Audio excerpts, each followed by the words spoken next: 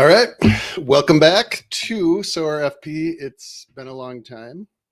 I shouldn't have left you. Yeah. Welcome back. I'm happy to be doing this and feeling up to doing this. I had like 4 separate waves of COVID. And I think I'm a little nervous to say this. I think I'm on the other side of it now. The last one was, I think, the worst. It was like all up in my nose area, a lot of snot, but also like body aches and just everything hurt for a while. And I slept for, it was like Thursday night until around, I think, Tuesday midday. It was, I don't think I was up for more than a few hours at a time. So yeah, luckily I was able to sleep, which is good. We didn't have school that Friday, and then I took the Monday and Tuesday off, and actually, I think, got all the way back better. Here we are. I'm happy to be here. A lot of stuff to talk about, of course. Love is here. Welcome. Thanks for joining us. I'm super happy to be back. All right. So I need to make sure that I'm going to do everything I'm supposed to. I think the biggest thing is I need to do a giveaway at the end of the stream. I'm going to do that. I hope. I have a spreadsheet. I'm not certain. It has the information I need exactly, but it has all of our active members that are paying right now. And so I think we may be using that. I kind of wanted to do like an extra entry for the folks that are veterans or all-stars versus veterans and whatnot. But I don't know. We might save that for next time. There will be more, I promise. And sorry, I've got this kind of over there and I don't like that, but it's what we're doing. All right. We've got D Money here. JT Chefs. We know a lot of chefs, don't we? Link is here. Welcome, Link. How's it going? All right. So to start with, I wanted to make sure that I said how I feel about Sorare MLB overall, which is, and I've said this so many times, baseball is by far the best sport for fantasy, and Sorare MLB is by far one of the best fantasy baseball games I've ever played. Like, hands down. It's simple. I'm certainly not into soccer as much or football as I am into baseball and NBA, but like baseball, MLB is hands down the most fun Sorare game. I think it's super fun. And I love it. I think, and I said this a ton going into the season. I think the changes that Sorare made leading up into the season were good ones. I think they're taking it in the right direction. Yeah, it's like all that stuff is great. All that being said, what are we even doing here? My goodness, I have so much to talk about, and I think the sting of it all has passed, but like, oh my goodness, like I'm gonna take some deep breaths. We call these whale breaths. It's good for you.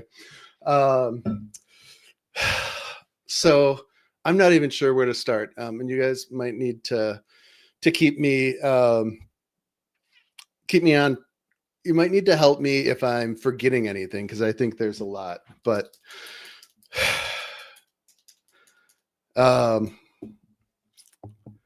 yeah, all right, I'm going to start off by reading the rundown that we got. This is the most recent, I think, communication from Sorare about the recent issues. Yeah, love, it is all, yeah, Love said, that was all what is and was good about this season, Sally. Like, I think there is a lot of cool stuff. Like, the special cards, I think, are awesome. I know some of the soccer ones they've done are awesome. The manga ones that they did with the Tokyo series are awesome. I think there'll be more of that. I think they will do fun things for us, but they need to figure out what they're doing. And, I feel bad. I don't mean to be overly snippy with Damien, and I feel like on Twitter it's easy to be that, but truly, Damien has said, like, look, we've got to balance a lot of priorities and we're doing the best we can, but like, either priorities are wrong or they don't have the resources they need and they can't get to their priorities. But this is the issues that have cropped up in the past, I guess, month have related more to like gameplay than anything else. And like, there's, I know people have concerns about it, but like, it's just, it doesn't seem like these are problems that should be happening 4 years into, and I know, and I'm sure Laird would laugh at me because it's been 6 or 7 years or however many, with soccer, but truly, like, it's good that they're introducing new mechanics. I think it's necessary. I love it. But like they, if they tested them, they did a terrible job of testing them. It's unclear to me how the things that happen. Okay, and I don't want to go into too much detail about what happened. I think if you're here, if you're listening to this, what happened. But like the biggest things were there was an energy exploit. So we need to use energy to use our prior season cards in contests that require in-season cards. And so for that's not the one I want for. All right. So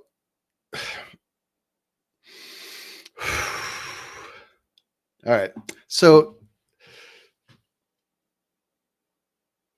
what Sorare said is that there was an exploit, a bug allowed managers to regain excess energy. So if they had a submitted lineup, if you canceled it, you would get back all of your energy that you'd use. So if you used an entirely classic lineup, you'd get 175 energy back. If you listed a card or used it in different lineups, canceling that lineup. So they'd refund all the energy from that lineup. But you'd be left with a draft that was only missing one card. So when you added that one card, it would just take the 25. And so you could keep doing that and get as much energy as you wanted. The community discovered this because there were people repeatedly on podiums, especially in daily, using all classic cards. And it just seemed like they couldn't possibly have that much energy to be always using all classic cards. So that's what happened. The community figured it out. That's great. It would be nice if Sorare figured out all those things on their own. We can't expect them to do all of them, but the response with this and the other issues is what's been frustrating. Just it's really frustrating that it doesn't seem like they're taking these things as seriously as us. And it's hard for me to imagine that the game can be successful if they don't care. And I think that's the biggest disappointment for me is that, I mean, it's the words, right? So at Sorare, fair competition is at the heart of everything we do. The past few weeks have not met the standard we hold ourselves to. What is that standard? Like, I haven't seen what the standard is, but like these are words, but they're meaningless. These are meaningless words because what is the standard? Like, and when they've given us standards, at least with gameplay, like this is how we're going to do positions, they haven't met them. And that's, but to say you're holding yourselves to that standard is ridiculous because it's, anyway, they're deeply grateful for the passionate and engaged community that continues to support the game and stays vigilant, shares their commitment to fairness and the long-term growth of the game. They want to be fully transparent about issues that impacted Sorare MLB over the last couple of weeks, the actions they've taken and the steps they're taking next to make things right. So this obviously was not the first issue that has come up. And so the biggest, I just need to get it out. So Kika is here. Welcome, Kika. He says he appreciates the fire, but doesn't want FP to burn the bridge with Sorare with our frustrations. And like, I'm fine with moving past it. Like, but I do feel like I need to get it out. And I do feel like, it's not something that happened just yesterday now. So I think we've all had time to think about it.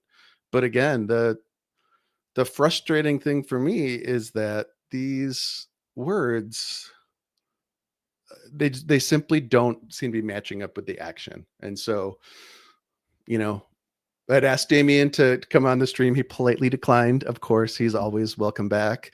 I need to find a clip because I'm almost certain on that first one we did to kick off the season, he said he definitely would come back. But you know, but yeah, so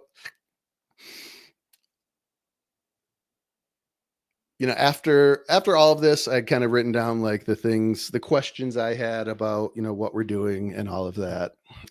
What are we even doing here? But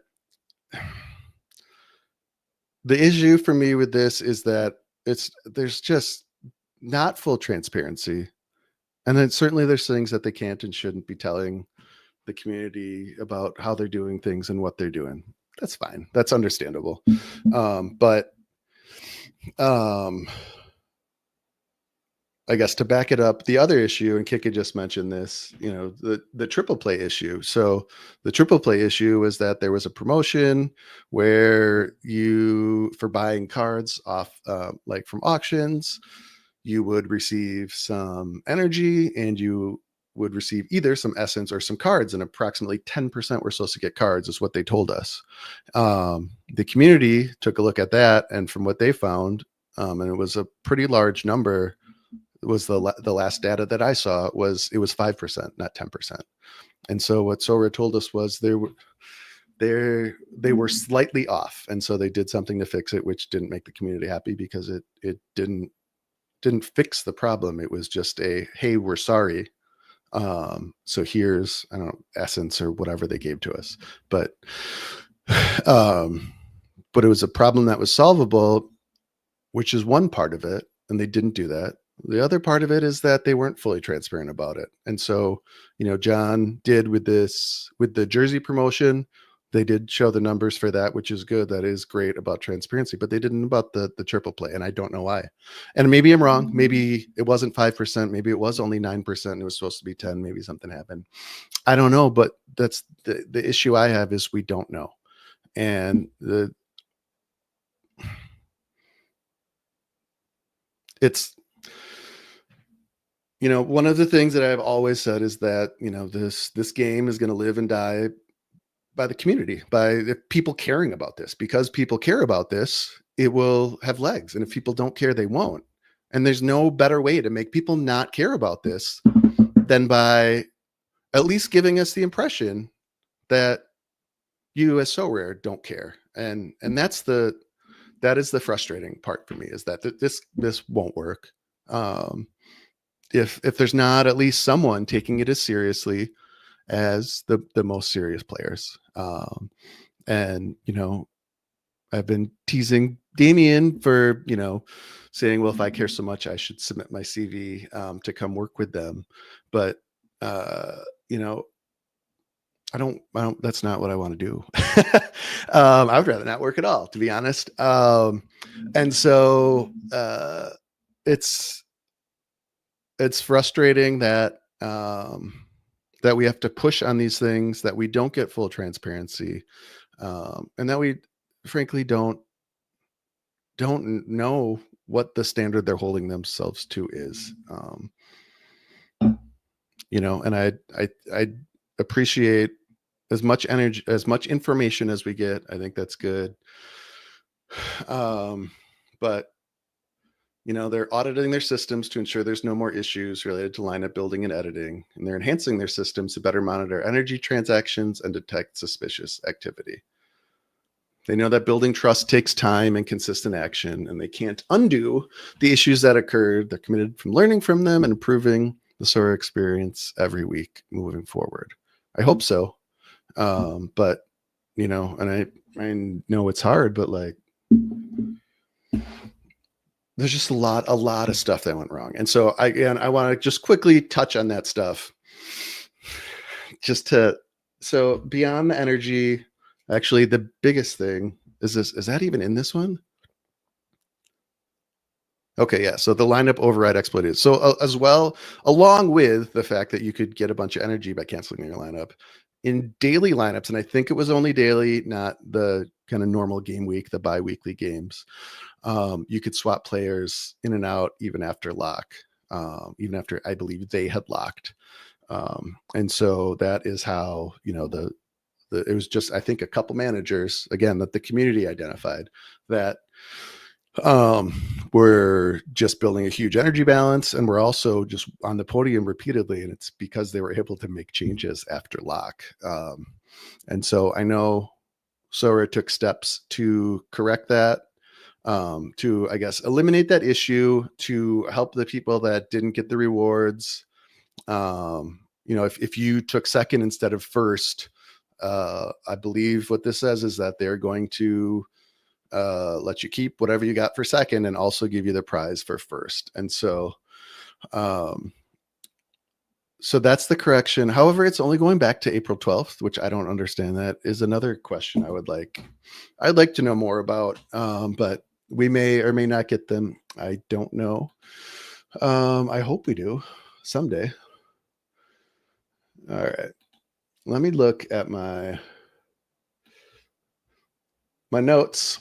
I'm going to take a second. Let's check the comments as well. All right. Thank you again for being here, for doing this with me. This part at least is fun. And again, I'm glad to be back and doing this. So Eric is here. He's saying so many stupid mistakes and lack of responsibility, and we shouldn't have to babysit them. Yeah, we shouldn't. Not sure why we are, but it is what it is. Que sera, sera. All right. I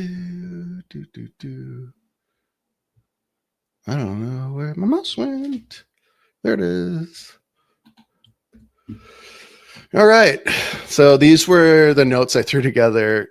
If Damien was going to come chat, Damien, if you're listening, you want to do any of this stuff, feel free. But part of the issue, I think, is they introduced new mechanics without, or at least if they did play or stress test them, they didn't do it very well. So, and I don't want to be entirely complaining. And I guess the thing that I do want to talk about, and if y'all have ideas, please share them, but is how to avoid these problems in the future. And so one thing is they should be doing these things first, in common, or at least daily at minimum, but introducing any sort of new mechanic into the full competitive spectrum seems less than ideal. So not only do they need to make sure that they're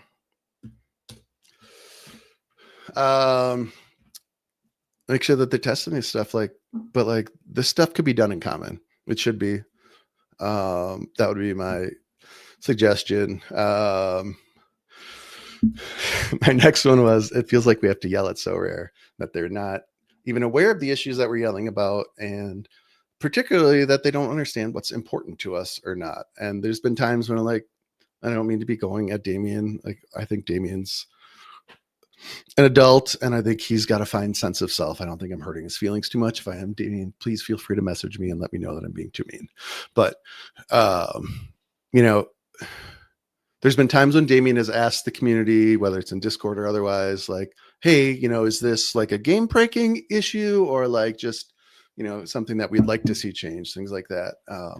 And I think, there's a variety of reasons why it's important to get that feedback from us, but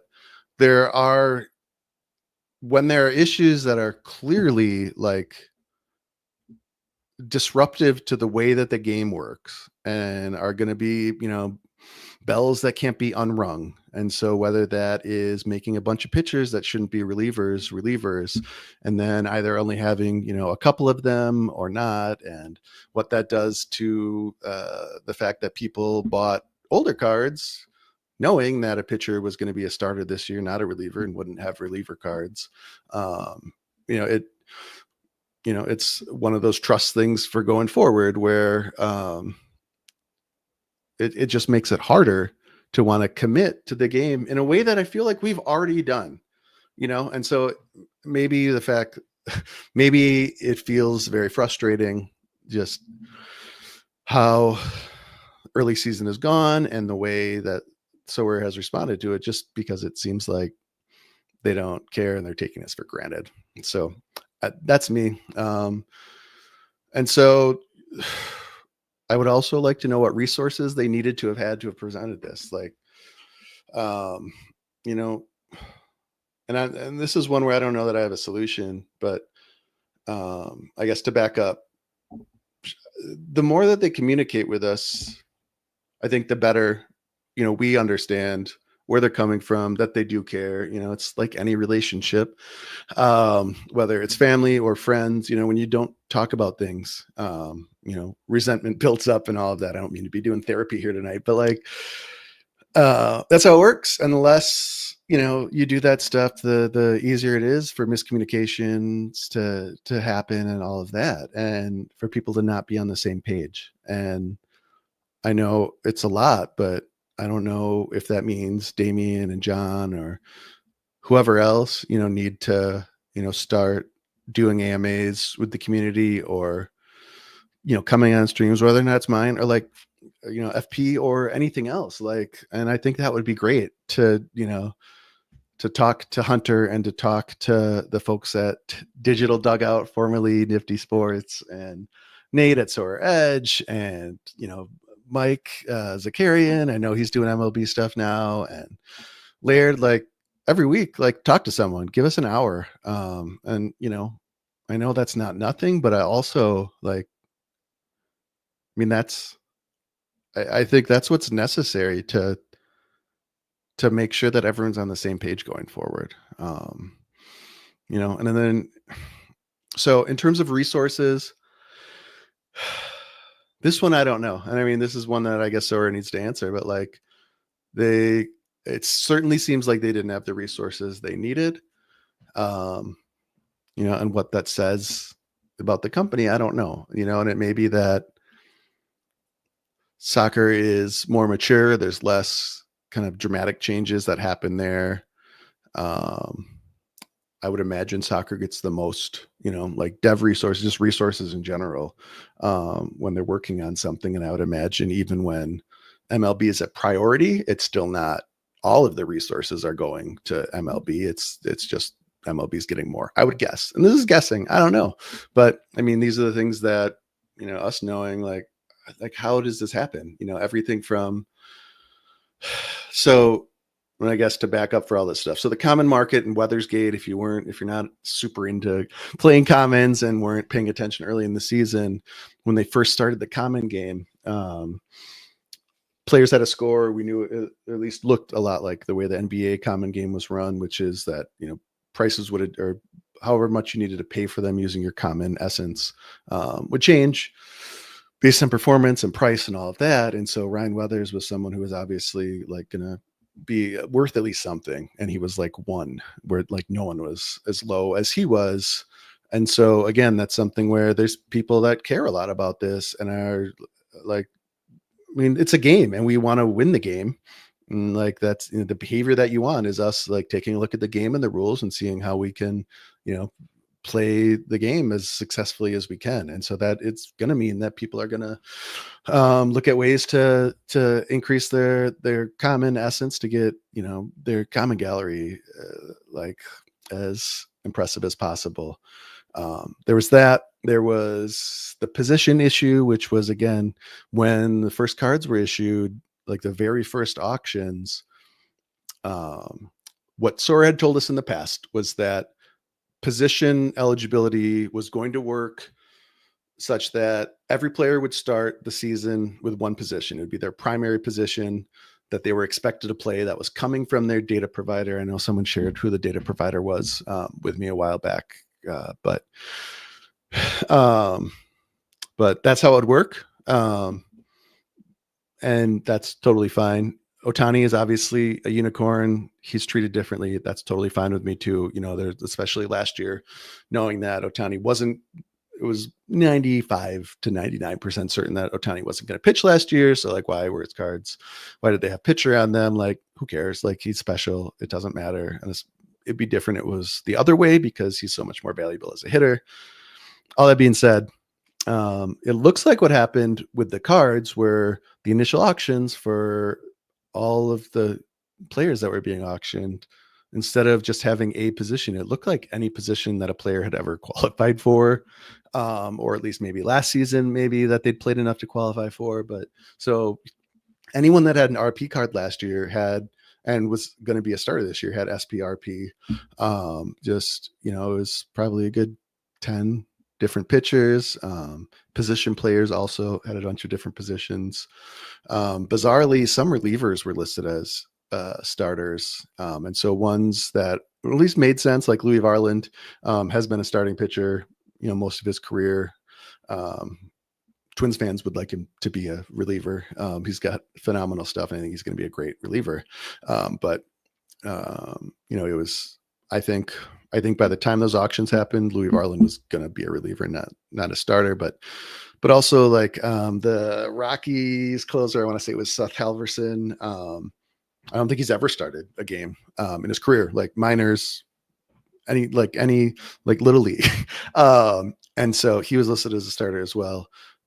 And that is just like an error, like something went wrong. We should avoid that. Like, that doesn't affect the game as much as like all the pitchers that, that had reliever cards that shouldn't have. And so Sorare did, I think, go and change those so that those initial auctions for the most part went to what they should be, but they didn't. The other issue, and I think a bigger problem for me, is that the community said, hey, we've discovered, like, these are all the players we think are wrong. And Sorare said, all right, cool, thanks, we got it, we're going to fix it. And he said, cool, can you let us know who you're going to fix? Because we want to make sure you guys get everyone. And they're like, no, we're good. And they miss some. And like, it is what it is. DJ Local is here. Welcome, DJ Local. Sport Radar is the data provider. That, I feel like someone told me it was a different name, but yeah. And again, I don't know if it was Sport Radar that sent them the wrong positions, and it sucks with things like this where, and some of the other issues that we're talking about, it's, when it's like working with a dev team and they need to enact like what, the gameplay team is working on. Yeah. No, JT says Optimus Football. Yeah. That's not who I was thinking of. It was like a MLB data provider, and it may be sport data. It's, again, I've been sick for a while. The last month's been a blur. So I don't know. But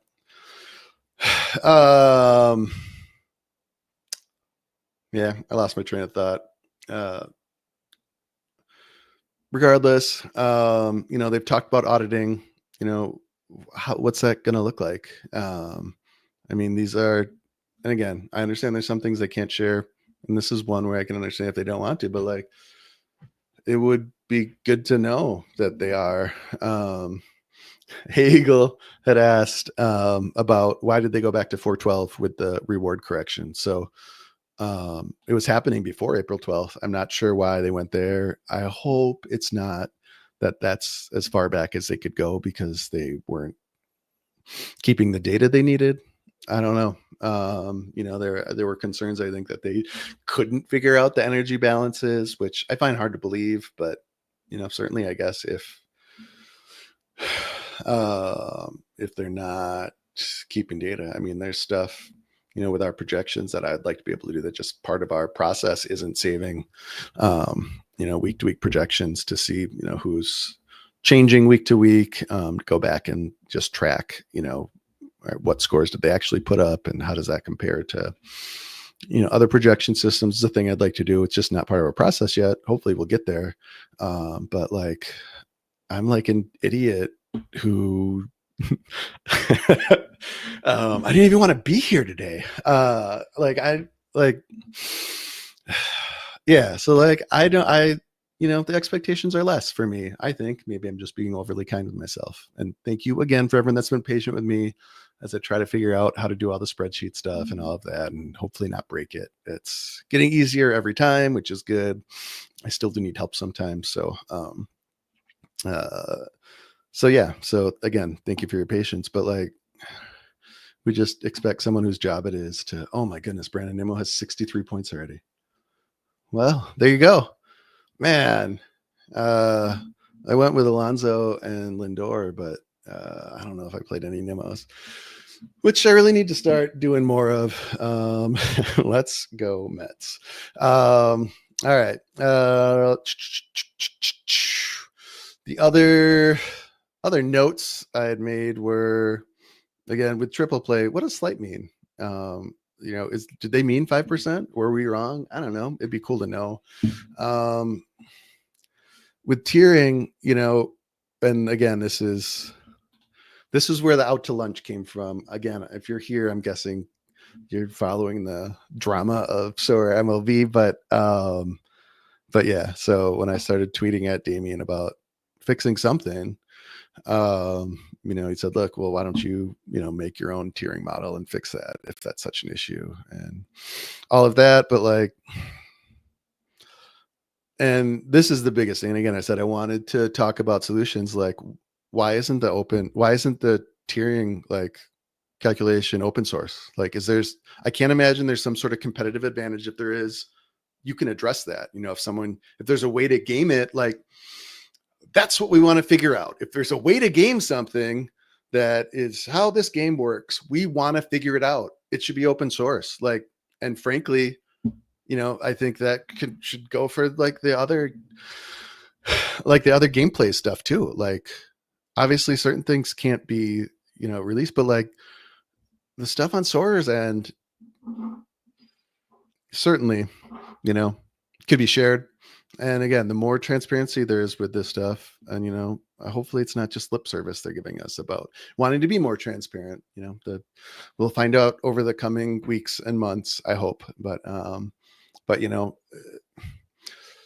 the questions that have come up for me with tiering are you tracking the percentage of auctions and instant buys that are using credits versus not? And that makes a huge difference.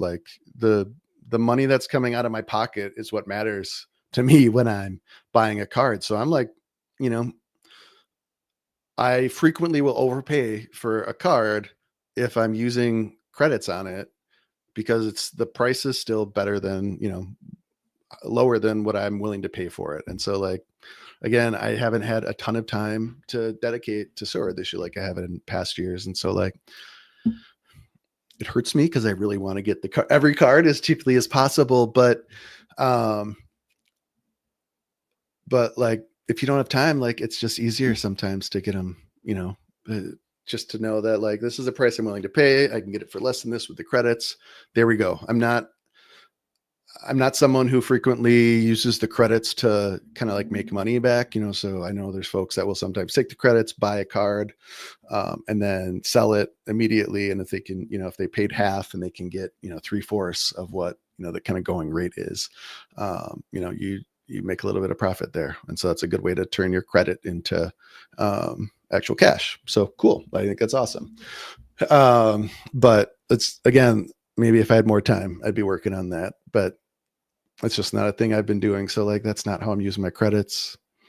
But the point of this is that matters for if you're solely using sales data, and it seems like that's what they're going to do. And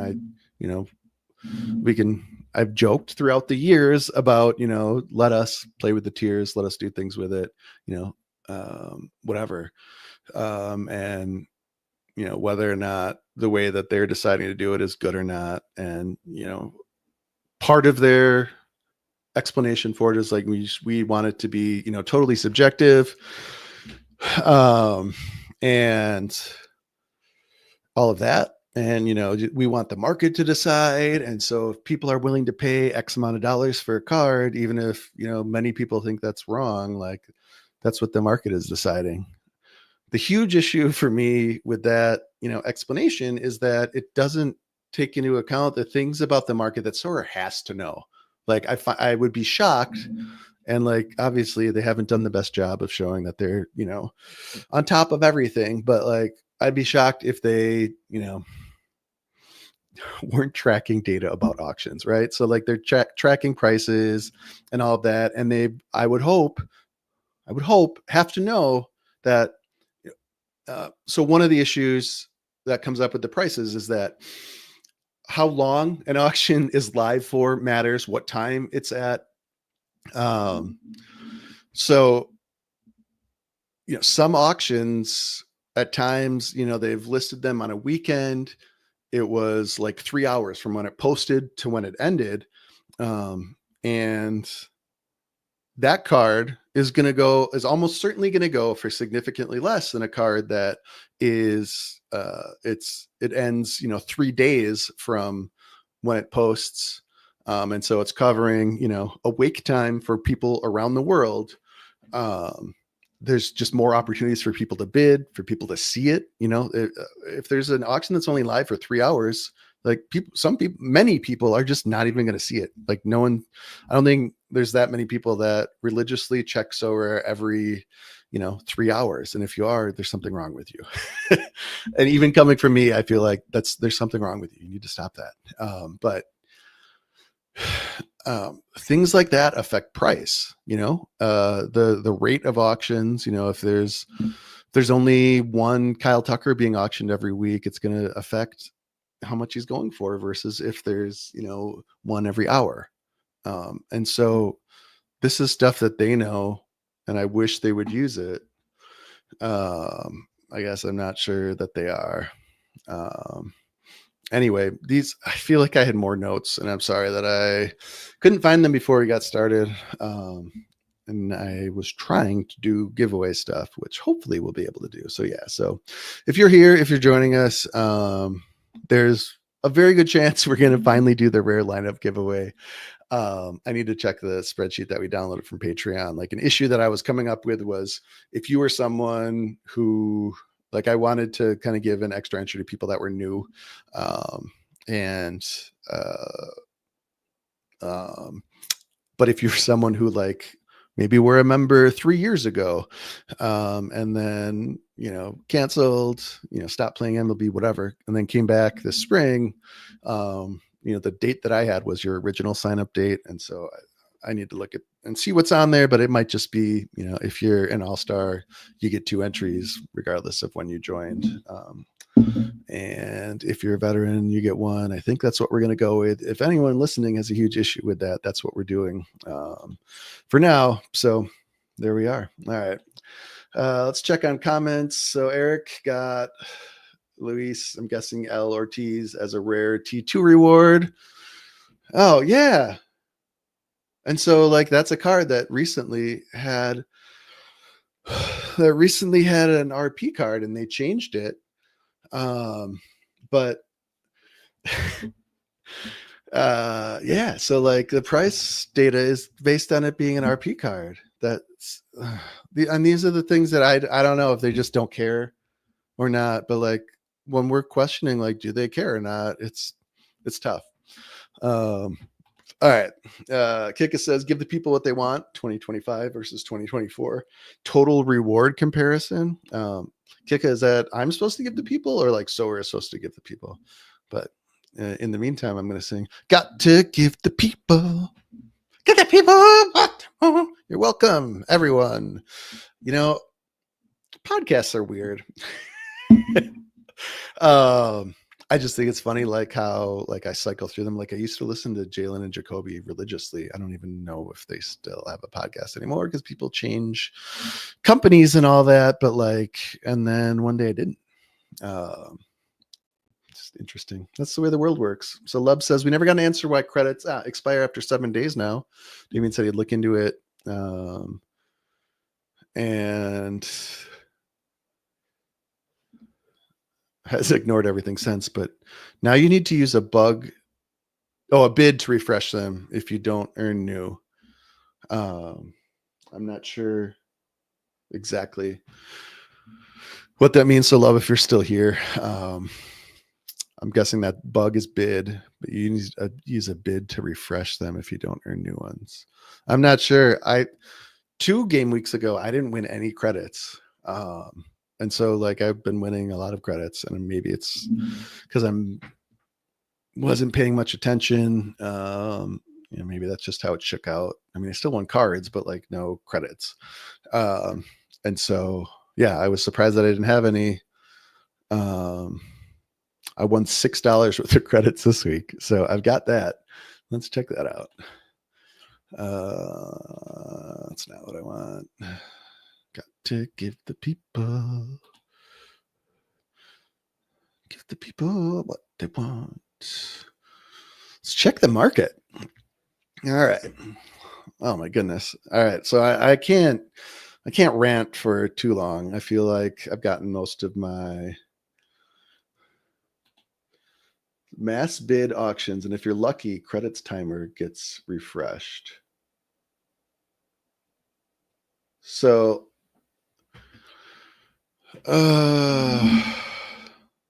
huh.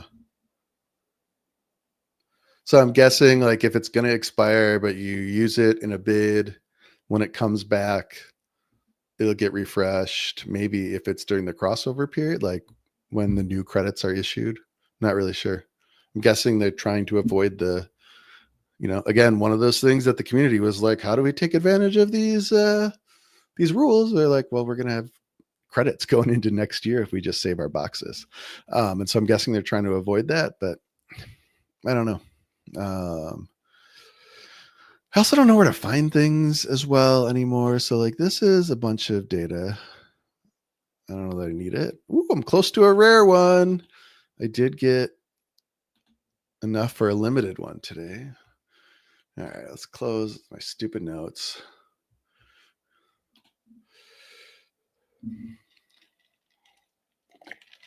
Will Warren. There you go. Quick episode of Hey Clamp, what you buying? And so I found that, and I didn't do a great job of like planning out how I was going to buy in season cards or even budgeting. I just whatever money I had from cards I sold, I put into it for the most part. I think there might have been one withdrawal, but for the most part, just buying cards, whatever seemed like it made sense. And so because of that, I'm not exactly happy with my like in season 2020, like in season rares. I feel like I need to build that out a little bit more, and probably, as always, just kind of hitting up pitchers to make sure that I can always just cover the starting pitcher and the reliever with rares, which right now there's been times where I've had to kind of like struggle to do it, or at least didn't have an option that I liked. And we can look at my lineups and see how that went. But yeah, so with AJ Puck out, I figured I would get a Justin Martinez. I love Bailey Ober. CES hopefully comes back and is healthy. Hopefully I haven't jinxed him. Yeah, he's hitting again. So that's good. Seriously? All right, like they weren't this big before, right? That can't just be me. Okay. That is, I mean, I guess it's probably because I switched the window size. Well, that looks kind of too small. All right. So yeah, here's what I was buying. Yandy has looked very good and was $1. And I think maybe, no, I was going to say maybe I guess, I don't know if this would show cards that I sealed. Is that an option on here? Can you show sealed cards? No, doesn't look like it. All right, show details. Yeah, you can just look at my cards without the details. There you go. All right, so DJ Local says that bug happens every load for me. I'm like with the sizes.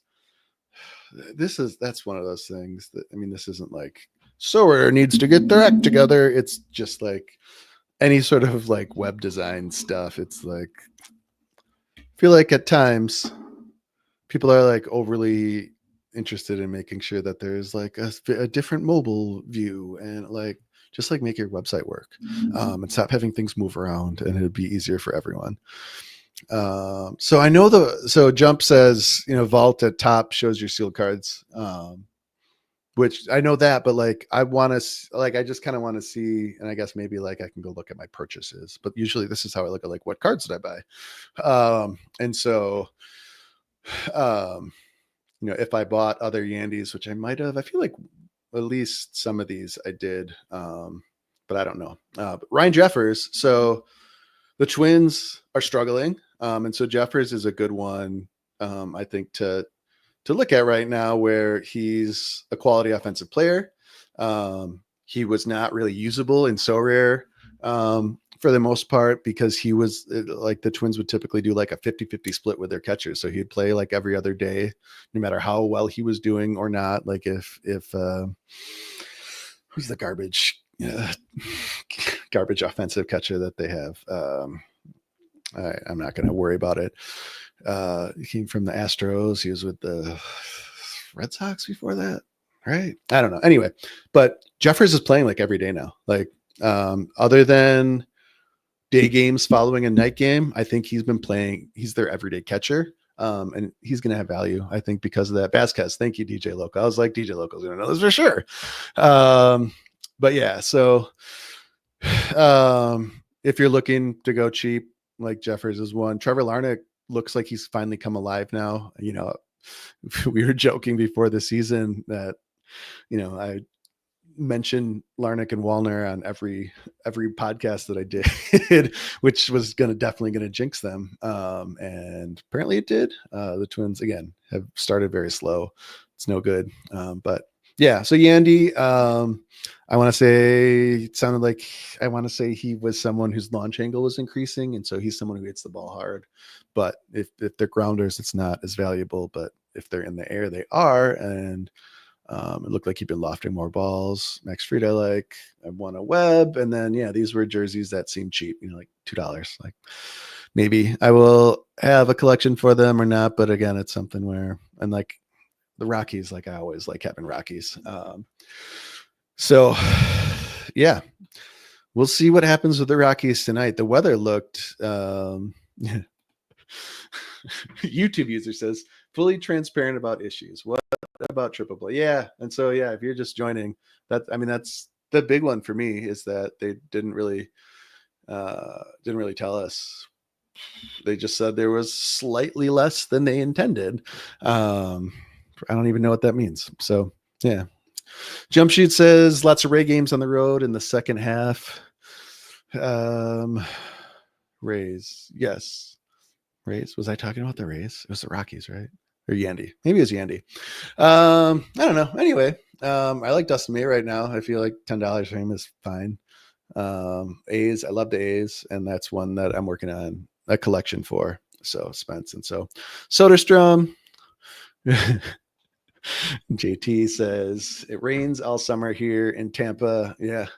It'll be interesting to see how that all shakes up, but it's gonna be a problem. DJ Local, I think he's going to share the view that he uses to not have to go between vault or not. Oh, I wonder if that's the the gallery view, as if you're looking at someone else's gallery, which I don't know for you, DJ Local, but that one stopped working for me in terms of getting rid of the stupid thing at the bottom that does limited. This one. So only being able to look at one. I wonder if you can. Who knows, HTML stuff. I'll just let you force it. I don't know if we're just going to be rare. It's probably supposed to be a question mark there and something, but I don't know. Anyway, these are my cards, different size again. So I made a Soderstrom. I like Soderstrom a lot. Alonso, I bought a Caminero, who I really like. James Wood, I love. DeGrom, I'm still hopeful. I don't think there's anything with his underlying metrics, and I haven't done much of that. And so if we need something to do, if I run out of time for ranting and whatnot, I think I covered all my ranting. If there's something I missed, if you've been here the whole time, please let me know. But I don't think I have much left. Again, people care. I care. Lots of people care. That's why we get upset about it. And the one thing I will say is, for the community, this is why I get frustrated when people are complaining about things that in the whole scheme of things aren't important.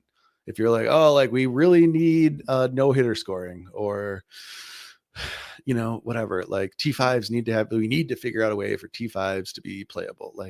I don't know if we do, but and that those are things that would be nice, I'm sure, but shouldn't necessarily be priorities. But when we just yell at them about everything being a travesty, I can understand why they blow them all off.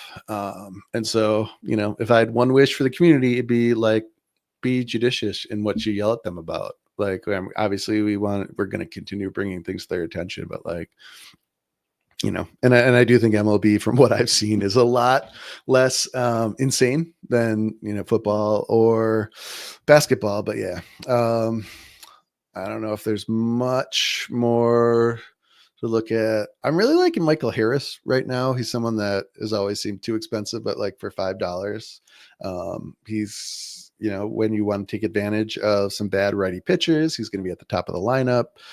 Matt Olson, on the other hand, not so much. JT says, one nice thing with MLB is if you get a tier 3, they see the field. That is true. Yeah, I've always said that, and that's, I think, the other thing I want to do is look at the tiers and see where they're at right now. But yeah, no, and one of those things that I've always tried to look at the tiers, like a way to look at it is that your odds of getting a playable card drop considerably, but like there's still T5s that are playable, like that I would run in a lineup, regardless. There's always relievers that are just undervalued. And so when they're only using sales data, and someone, is now like the setup guy all of a sudden and playing consistently and is also good, they're going to have value and they're going to be playable. The Griffin Jaxes of the world. I will say again, I guess for your Twins update, Griffin Jax is going to be fine. I don't know what the Twins are doing on offense. Everyone is hurt, but I think it's going to be Royce Lewis at third and Brooks Lee at second, I'm guessing. But yeah, hopefully pitching is going to be fine, but their bullpen. So Duran has had good results, I think, for the most part, but his stuff, I think, is like the velo's down, and it seems like even dropping from like 103 to 101 kind of hurt its effectiveness. And I think it's even a little lower now. And maybe that's something that is intentional. I think it seems like more and more teams and more players are looking into like, not just like, how can I throw the ball as fast as humanly possible, but also how can I keep myself healthy when I'm doing that. And so we've seen some changes in arm slots, because there's some data that suggests that the lower your arm slot is, the less likely you are to get injured. Now, I'm not sure if that's one where they're like, this is definitely like one causes the other or not, or if it's just like correlated. And it might just be that people that throw at a lower slot, don't throw the ball as hard, and it's the velocity that matters, which it seems. I mean, I think that is one thing that seems to be consistently accepted as like, the harder you throw, the more likely you are to get injured. But yeah, so again, maybe it's on purpose, but like Jax's numbers look like the underlying. I think his batting average on balls in play was like 600. It was like something insane. And so like, that's a number showing you like anytime a ball's in play, what's the average. And so that's taking out home runs, it's taking out strikeouts, it's taking out walks. It's just when a batter hits a pitcher's ball and puts it in play, what happened, like how often are they safe or not. And so like his is like essentially twice as high as could be even reasonably expected. It might not have been that high, but if it wasn't over, it was very close to 500, which again is insane. So should we look at Griffin Jax? Let's look at Griffin Jax. I feel like I had like weeks and weeks to prepare for tonight's stream, and still don't have much of a plan. But yeah, unfortunately, there wasn't much time. So his whip is 1.7 right now. The ERA is 8.18. But that said, let's see. Do we have BABIP here? Where is BABIP? Yeah. It's got to be one of these, or is this something I need to go to Fangraphs for? This feels crazy. BABIP, there it is. Yeah, so 483. So like 273, like 300 even is a little bit high for someone with as good of stuff as Jax, but um yeah, it's so if you take the 200 off of each of these and suddenly it's, you know, it's 158 and, you know, his slugging is 320. Like that's a lot better. And I think that's how I would look at this. And so again, Griffin Jax is one, and I think even just his last couple of games, it's been better. But like he was just getting blown up every time he pitched. It was terrible. But let's see. So 1 inning each, 1 hit. Okay, yeah. So like this is exactly what we expected from Griffin Jax coming into the season.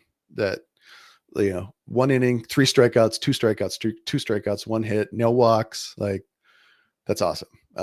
And so I think he's back. I think if you're looking for a cheap reliever, he's probably a good one, whether or not Duran stays in the closer role or if he struggles or gets hurt, you know, for sure. I think, well, Jax may stay in that role. I'm not really sure because they do have Louis Varland and hopefully Brock Stewart, and everyone else in the bullpen is going to be there.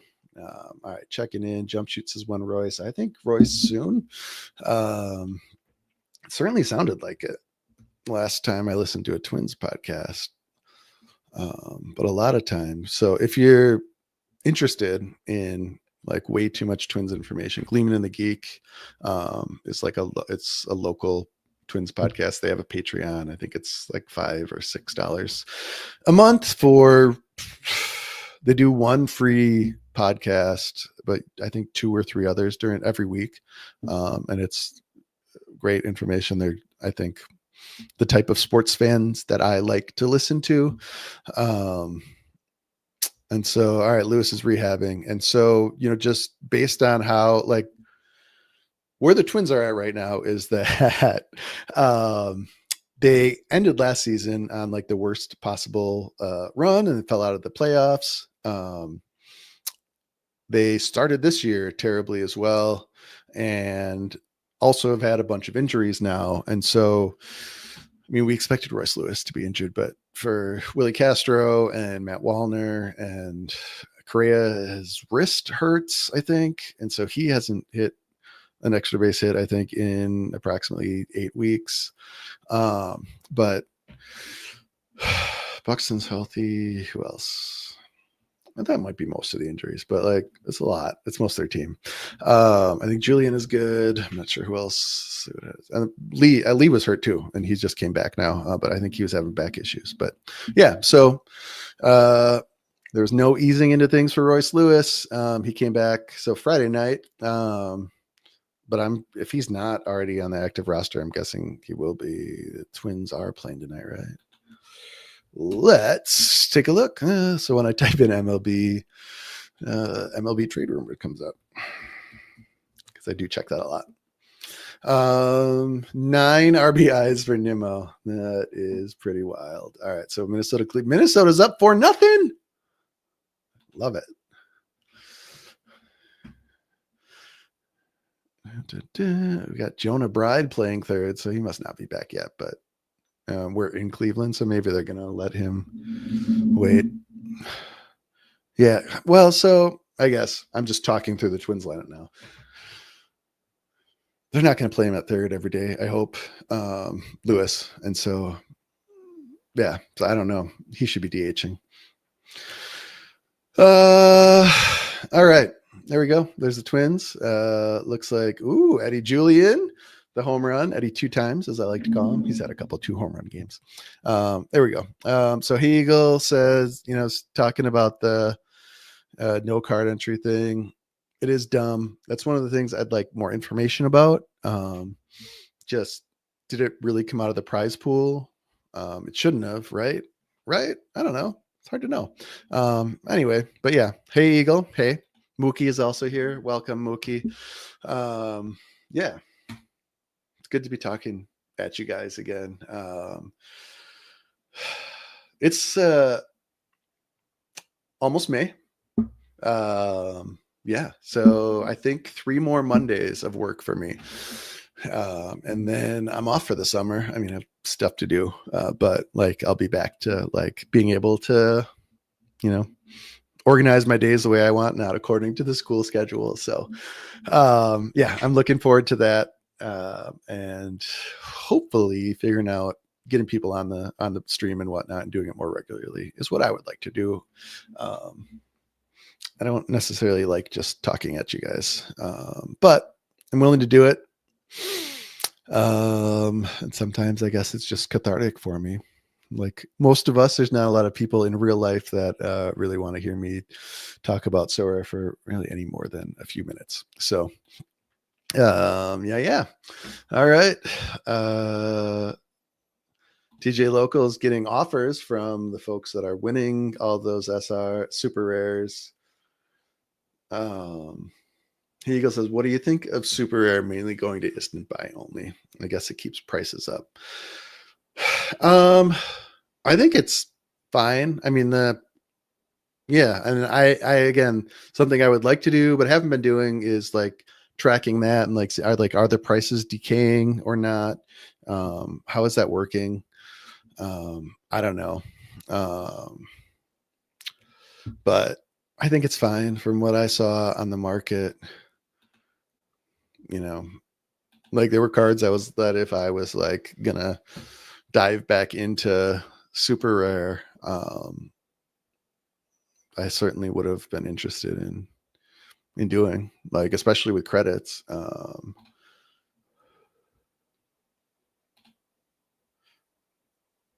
Those, like, why there's no price for him. How's Mitch? That doesn't look too bad. Other thing people asked about where the Beat the Game, which is supposed to be coming. And Damien said a lot of the prize money is going to come from Beat the Game throughout the season. So I guess, yeah. So Kika, comparing prizes this year to next year, kind of hard to do that until we know how Beat the Game is going to work. So JT says he hopes it's better than the MLS version of Beat the Game. And I think that's the streak thing, right? Like where you have to keep like, it's like missions, right? So it's like, have someone that scores a goal, or I don't know what they are, but things like that. So, have one of your players hit a home run, I'm guessing would be like one of those things. And I think it's kind of like the ESPN streak game where I think like you need to do it for many days in a row to keep getting progressively better prizes or something like that. But yeah, hopefully it's better than MLS. So yeah, well, this doesn't look good. Well, that's an 18. I need to, let's see. Oh, whoa, that's not the key I wanted. There it is. All right. So yeah, I mean, Kiber Ruiz, I think, is a quality hitter. He's not going to hit for a ton of power, but like, I think there they go again. All right, new size. Yeah, so like when I do Sora stuff, it's rarely on my laptop. It's almost always on my phone. Like if I'm, sitting at swim lessons and I've got like a half hour, that's usually my Sorare time. And so, yeah, so it's usually on my phone. Yeah, I haven't been dealing with this. I've been dealing with other, issues that come along. That's like freaking me out how large that is. All right.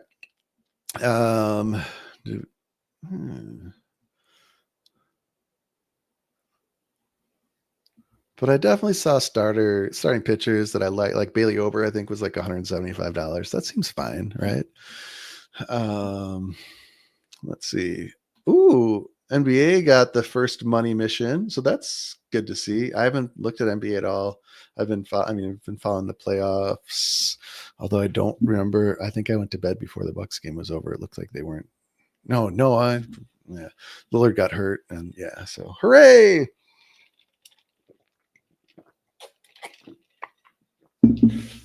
All right. DJ Local says we need Augustin Ramirez cards. Yeah. Jumbo cards. Jump Shoot says, yeah, those are really, really big cards. All right. Mookie asked, how I feel about card prices lower than expected. I would say yes for the most part until I saw like soccer and NBA card prices kind of, February, March-ish, like everything was like very, very low. And so I think you're still seeing the like what is typically you can say like the best players, I think at reasonably high prices, which I think is right.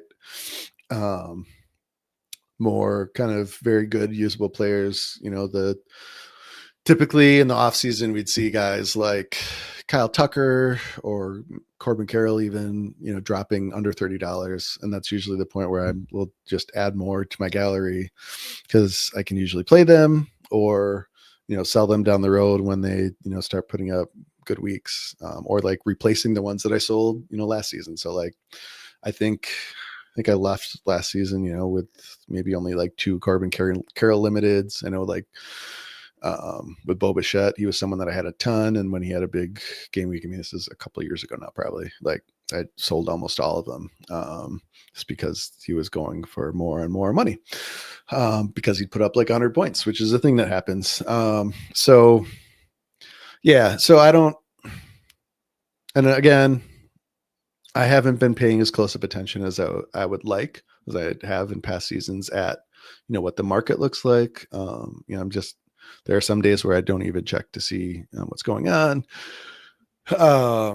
Whereas, previously, like at least once a day, I would check and just to see kind of what cards we're selling for.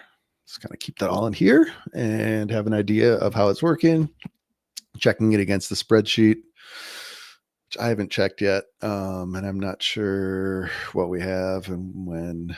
So Alex had to help me with that one. The last price update. So Captain No Sweat made a script with the data that we need. Alex got it working with the spreadsheet that we have, but I'm not sure if there was something I still need to do with that. It's on my list to look it over. So I need to look it over. If you guys haven't gotten, in the past week or so, like the updated rest of season stats and like recent sales prices.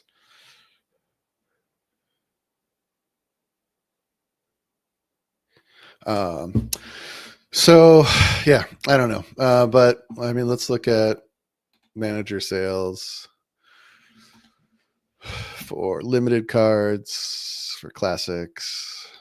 Is this still loaded? It's not. It's still loaded high, is it? Or it is, and just Yamamoto? No. So over here, we're sorting now. So this is kind of, when I have a few minutes, I've been doing this. Whether or not you do favorites, it doesn't matter, I think, but just looking at the top end of the market and seeing who is where, it hasn't looked too terrible. So, kind of the price rubric for me has always been like someone like Scooble will hit $20 and occasionally go like closer to 30. Like Wheeler, you'll see it with. I mean, Skeens goes for exorbitant amounts usually, but like a high quality pitcher when he's having a good run, or when he's got a good matchup coming up, like if Wheeler's going to be pitching, in Chicago or something like that, you'll see the prices go, like you would see in previous seasons, pretty consistently prices go up to and sometimes over $20. So seeing someone like Scooble at 12 is kind of low, but like we now have the, with last year as well, like the kind of classic and in season split. So, I mean, 12 isn't too bad. I guess I don't know if he's been selling at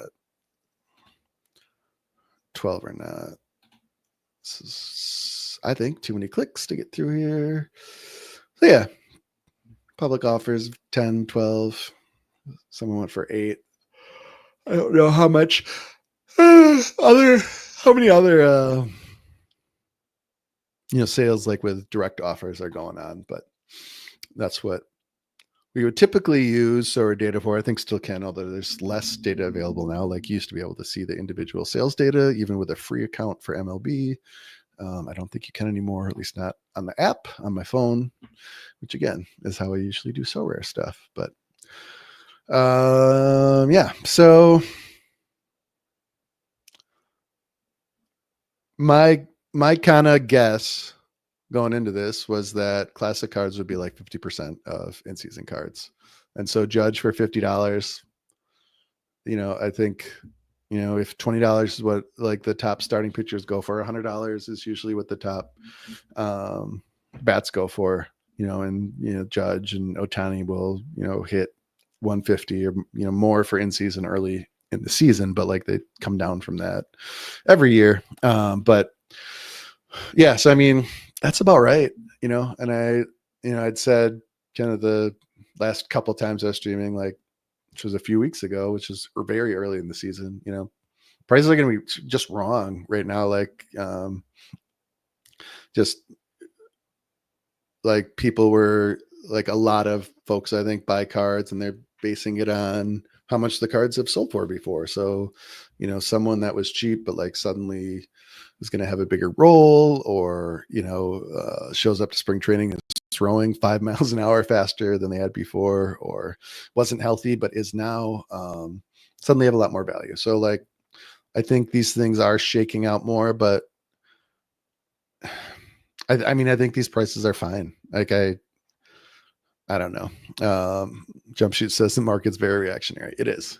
Yes. And so, the other thing I like to say is, like, you should make your purchasing decisions based on like rest of season stats or like full season stats. You make your lineup decisions, based on the matchups. And so, certainly, if you like a matchup coming up in a few weeks and you want to add to a stack or like get someone specifically for that, that's totally fine. Like, but that should be the exception, not like how you build your gallery.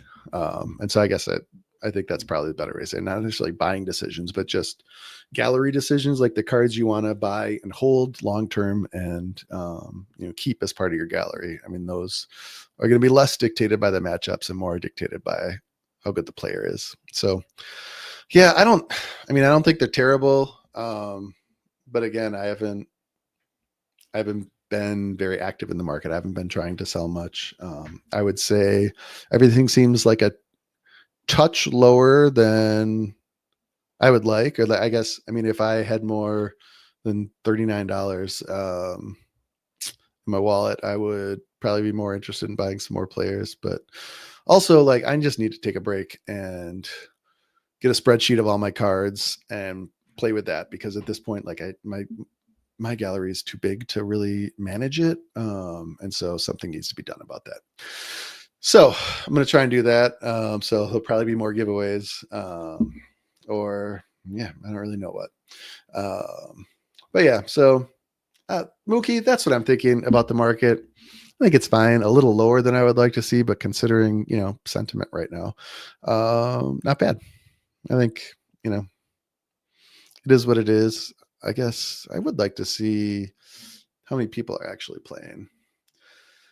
And so let's see, this is a Monday, decent lock time, not crazy late. And so limited challenger, we've got almost 3,500, 1,700 for champ, 1,800 for all-star. So last Monday, 33, 15. There's more this week at least. Well, I think this one was a very early lock. Let's see, 36, 16, 15. So I don't know. It may be that the credits that they're giving people that hadn't bought cards before, maybe that was effective and more people are playing now. It'd be good to know that. And again, that'd be a cool thing to know. But kick ass, what percentage smaller is Clamp trying to get his gallery? Just like manageable. Like I at least once or twice, I guess a few times a year, I would usually kind of prune my gallery and be like, all right, like, who do I actually want to keep? Like, what collection did I start but didn't finish? All that stuff. And just,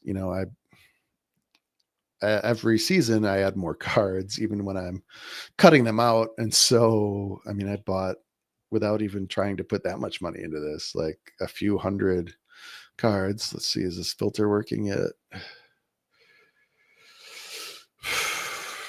No, probably not. Nope. All right. So 300, I've got 320 limiteds, and certain like some of those were crafts. So let's say I bought 250 cards. Like that's too many. And so I just need to go through and figure out like, all right, like what makes sense for like how many of a card do I need for like the Corbin Carrolls? Like I think Corbin Carroll's an easy one for me. I think people that have been playing for a while know like me and Swish Hips go way back. Like I loved him as soon as he came up. Yeah, he's incredibly fast and can hit the ball for power. He's a lefty. You know, I love that. And so like Corbin Carroll, like a guy that I want to be able to build around. Like Jackson Chourio is one. Like last year, I was like, this is a guy. He's a Brewer. I like Brewers. You know, he's young.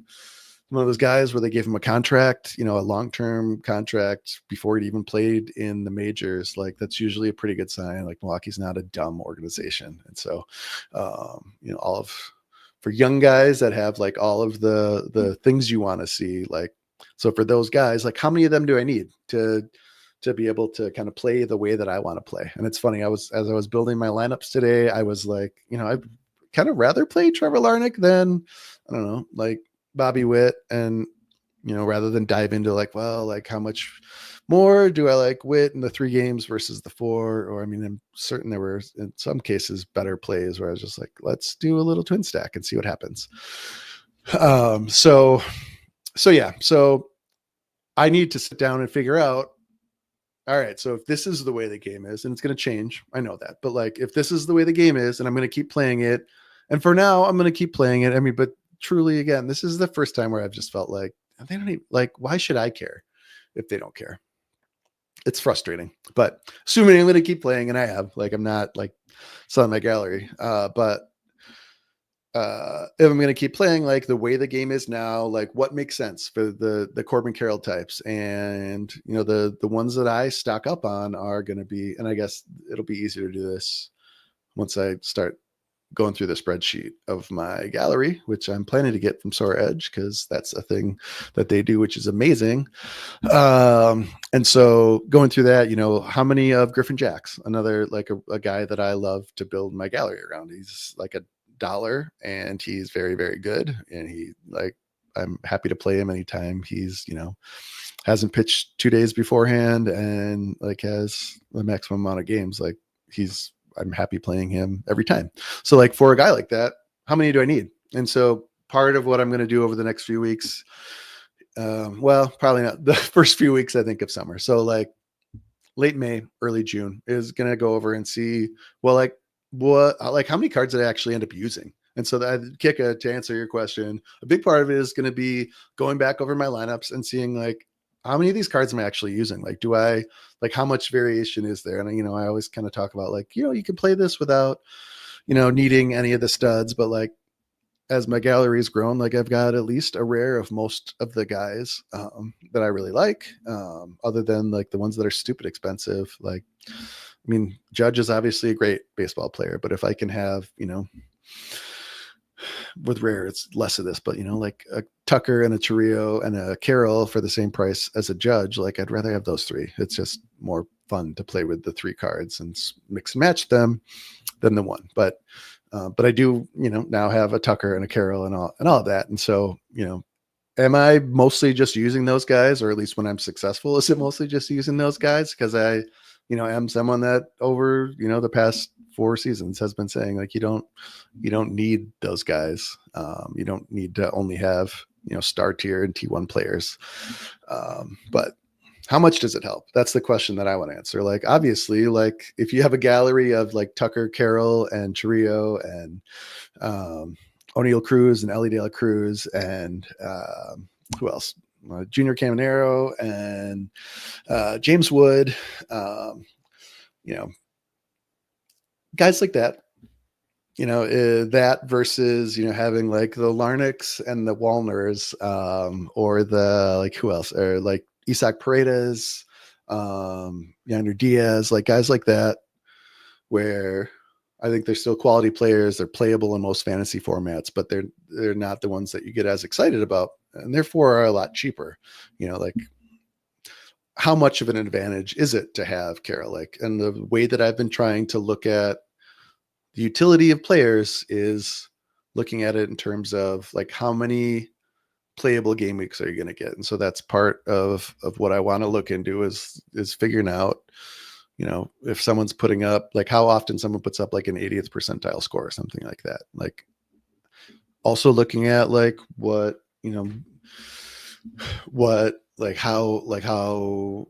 how decent of a score does a player need to have to be able to consistently be in a lineup that's on a podium. And so looking at that stuff is what I want to do, taking that all together and then figuring out like what is an ideal gallery size. Like I know mine's too big. I don't know how much smaller it should get. And so that's what I want to look at, is again, how many Griffin Jacks should I have? And then how many Griffin Jacks types should I have? And so, cause I can't play Jacks every game week. If I could, I would. If he was fresh and had, 3, like the max games for every game week, there's no reason why I wouldn't play him every week. And I'd be happy to do that, but I can't. So typically, like how many guys do you need to rotate through? And so again, kind of looking at how many I actually ended up playing, and also like how many end up being the ones that are putting up scores that are enough to keep you in contention, And so like you can obviously win or podium with a 0, like it's happened many, many, many times. And so, but there is kind of a baseline score that you like want to get out of your guys to be able to take advantage of other things. So you don't need like a 90 to be able to hit the podium because you got a 0 for 1. But like if it's 60 or 70, like the numbers that typically help lineups get onto a podium, I think it'll be fun to look at that. So that's what we're doing. All right. JT says, seems like scouting preseason really helps guys like Torque, Soderstrom, Herrera, reasonable. Yeah. And there's risk with that too, right? So like with Torque, it's hard to say if he was going to break out this year or not. I mean, we've been expecting him to for a while. So those are the guys you want to see. With Soderstrom, I mean, I think he was more, I would have been more surprised if he didn't come out strong because he ended last year strong. I think he was like a wrist midseason or something like that, but like he's someone that seems to have power. And again, moving to their stadium is a huge boost. So there's that. Herrera, is that the injured catcher in St. Louis? I don't know. Anyway, but yeah. So again, Kika, what percentage smaller is Clamp trying to get his gallery? I mean, I think ideally 50% probably would be nice. Like, I think I can probably cull 50% of my cards, and then I need to figure out what I'm doing with super rare if I'm going to keep playing or not. I'm usually making one good lineup, but yeah, let's look at lineups once in money. But yeah, so I mean, if I could get down, I don't know. I honestly don't know even what a reasonable amount is. I know that 2,700 is too many. With rare, I don't know, is 400, 450? Is that like crazy or is that fine? I don't know. And again, I've got a bunch of galleries. I've got sealed cards. I don't understand if this number includes all sealed cards or not. Who knows? Not me. So maybe we're not even seeing all my cards, but yeah, let's say 50% Kika. And it's not because I'm like 50% out on So Rare. I'm certainly disappointed. And certainly like if I was like, you know what, let's do super rare, or like, if it looks kind of soft and like I could buy some instant buy cards and get into it for like $1,000, like that might be worth doing. I'm not going to do that right now. But yeah, no, I mean, I don't know that I'll put $1,000 in until a lot changes. So yeah, I'll be happy to. If I get to a point where I'm like, yes, that seems like a great idea, I think we'll all be excited. And so that's my goal. Make me buy more cards. So rare. All right, so let's see the lineups that I ran this week. So typically what I've been doing is starting with my champion lineup and kind of going with like, all right, in a perfect world, what would I do? A game week like this one, I liked a lot of kind of matchups teams. So like A's with 4 games in Texas looks good. The Mets had 4 games, and we're facing Washington. I think they're getting Gore, but like other than that, you know, it's not the strongest pitching. Astros. Is this the one with like 2 Tigers games or Astros? Yeah. All right, so it's a 3-game series of Detroit and Houston. Feel like pitching matchups look decent. So, and again, this is my second champ team. I don't feel great about my in-season rares, and I've been using a lot of my energy. So I got like 280 for rare. So not, I mean, it's enough where I can get by a couple of game weeks with just playing classics, I think. But I don't know. That's just who I am, as I prefer to hold on to a little bit more.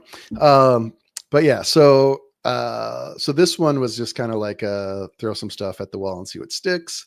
But so I energized Wheeler, and then the last one I did was Hayes as a kind of fun play. Was Nesky I like well enough. As a reliever, there weren't a ton of relievers that I saw in my quick look that had 4 games and were fresh and that I liked. And so I think the ones that just kind of usage wise looked the best were I think Hoffman, Hader, a couple others, but I think those all had 3 games. And so I think Jax didn't look great. I think Cade Smith was, yeah. And then so Cade Smith, I think, was the only one. I somehow ended up with 2 rare Cade Smiths and 0 limiteds. And now I probably won't be able to get him because I'm guessing he's super expensive with Class A, who knows whating, but Cade Smith, as far as I know, it's looked good. I hope he sucks this week, but yeah. But yeah, so I started off with my rare champion lineup. Webb, Cade Smith, Lindor. I think this is one I won, which I like. Nootbaar with 4 games in Cincinnati. Brenton Doyle, 4 games, 3 games in Colorado, but a 4-game set. And then I energized a couple, Jose Ramirez, and I like to do plays sometimes where it's if the Twins are going to get blown out, probably means that Ramirez has done well. And so I'd at least like him to do well for my champion team. So that way I'm kind of happy either way. And then Wyatt Langford was another one, 4 games. Pitching isn't great. They're facing, who are they facing? Sears.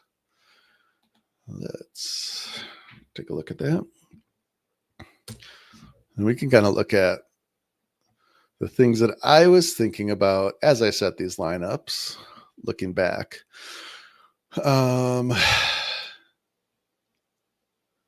Sale hasn't really looked good yet this year, I don't think. I had a Cade Povich and didn't really want to start him.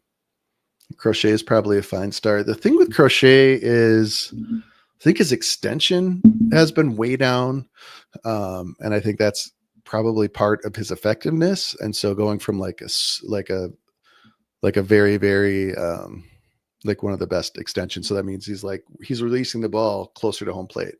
And so the closer you are, the less time the batter has to react. It's almost like free, velo. If you look at velocity as the time batter has to think about what's happening and decide whether to swing or not and where to swing and all of that, a release point that's further is going to act in the same way as more velo.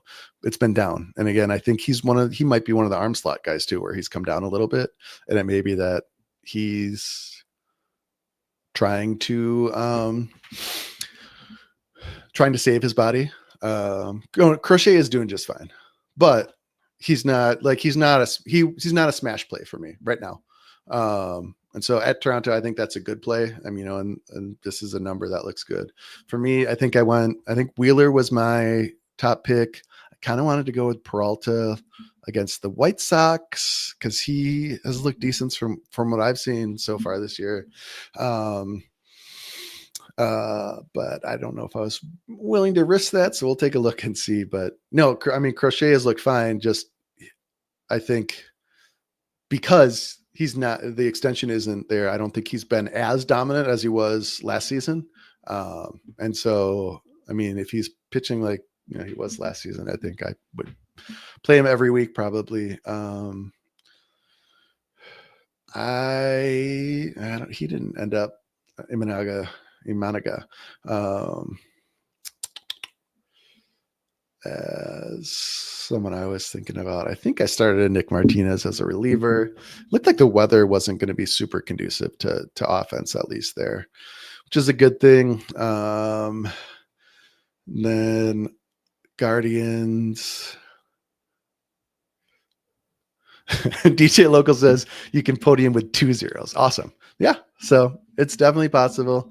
And I think it probably happens more in super rare just because there's not as many lineup combinations that you're facing, where your 0 might, only be going up against, if Ohtani or Judge, like any of the big guys that end up in a lot of the lineups, if they have a bad week, like it's a lot easier to do that. Whereas in limited, even then there's, like we saw like 3,500 lineups in some of those where you're still going to be, someone's going to be hitting those numbers. But again, it happens.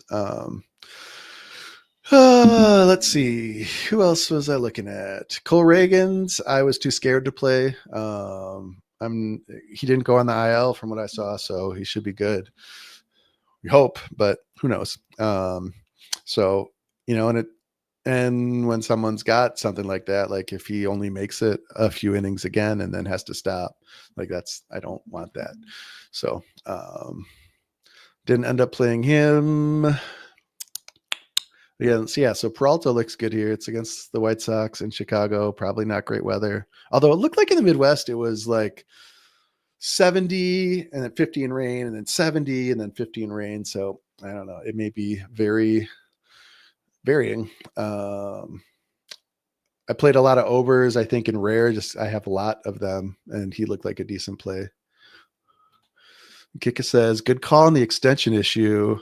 It could explain the more modest predictive numbers. Yeah, I think that's it. And to be clear, like I didn't find that. Like someone smart about pitching talked about that, and that's like Kika just did. And like you can either like think about it and like if it's true, like it's that makes sense, or go look up Savant or whatnot to see like so yeah. So this is one of the the how and why questions is what's interesting for me, and so yeah.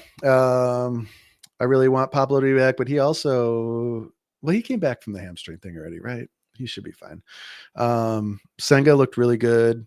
Clay Holmes, I ended up playing some, pitching on the last day. Don't like that, but like, especially like I'm playing him as a reliever. And so for that, I think that is fine. And then Wheeler Luzardo, I won't play Nola just because I don't think you ever know what you're going to get. Luzardo, right now seems like he's fine. My hope with him has been that like the Phillies can help him be a consistently effective pitcher instead of just an effective pitcher sometimes. But from, and again, I'm just kind of going off of like what I recall because I didn't have much time to set my lineups. But from what I recall, Wheeler's looked fine. I think he's had a couple of down games, but like I don't think his stuff looks bad. And and you're going to see with pitchers, sometimes they're going to have an off day. Just sometimes they're not going to be able to find the pitch. Like they're not getting the grip right, or, the weather, it's so cold that it's hard for them to, to get the ball to do what they want. So there's stuff like that. But Wheeler, I think is one of those guys where especially if he's got a good matchup, I'm going to play him. And so like, he's looked fine. It's a great one. Ooh, so Mookie's got a question. Favorite tier 2 or 3 CI, MI, and outfielder going into May of 2025? That is a phenomenal question. And so we're going to look at that. I think that might be the last thing I do other than the giveaway, which unfortunately I'm going to have to like take at least a couple minutes to look at this and make sure I've got everything I need. So, yeah, but I'm going to finish going over the pitchers and my lineups. and then I'll take a look at the T2 and T3 players and see who I like. So hopefully this summer we can do stuff like this more often, and we can kind of. I do not have to pick Max up from gymnastics. Woohoo! Yeah. So. Oh yeah, just kind of like tearing out the guys, like going through who's in what tier and kind of who I like and not. I know Alex had done that in the past. I'd like to do it again. So I don't have any Skeens, but like Skeens was obviously a great play. Michael Pivetta and King, I think, were two that I ended up playing some. And then Logan Webb was the other one that I ended up playing a lot. The weather didn't look like it was too difficult. Bryce Miller looks like a good start. That's home against, yeah. So I wasn't looking at Seattle much, mostly because they had the 2 games. And I think I wasn't looking at their bats at all. And I think I maybe ignored Miller. I mean, I have a ton of Brian Wu. And so he also Luis Castillo, but I'm not playing him until like he gets his stuff together. Hopefully he will. But yeah. Chris Lambert is here. Hey, Chris, welcome. I'm running out of steam, but yeah, I ranted early. It was not as much ranting as I thought it was going to be. So that's good, I think. Kika told me I was doing too much ranting, I think. So that's not good. But it is what it is. Thought about Boz. I don't think I started him everywhere. And then DeGrom, like, I'm not sure. I mean, that's one where maybe I need to look at, all of his savant stats and whatnot and see if anything's different, but I haven't gotten the idea that any of his stuff looks bad. I mean, he's someone who's sometimes he's going to be more likely to have some bad games just because like Strider and anyone, like if you throw really hard and people like, and you're so good that like batters just have to guess, sometimes they're going to guess right and they're going to connect, and a 100-mile-an-hour fastball is going to go the other way very, very fast. Yeah. DeGrom's not acing so far. Now I've seen that, but like, again, like with Jax is like terrible, like a 2.0 whip and a like 9 ERA, but like is like the underlying stats don't suggest that that's what's going to happen going forward. I'm not sure with DeGrom how much it looks like that. So like with DeGrom, I kind of want to look at like how many pitches is he going, is he losing velocity over the course of the start? And then, like comparing usage. So like, is he using, I mean, he's mostly fastball slider, right? I'm not sure what else. Fastball slider change maybe. But yeah, so I don't know, but I mean, it's mostly fastball slider, right? Like that's what he wants to be throwing. And so like if that's changing, or if one of the pitches isn't, like if the movement's changing, if the pitch characteristics are changing, or, if it's something where it just, it looks like luck, or it looks like something's been figured out, that's the fun thing to look at. It looks like Chris took a flyer on Shane Boz.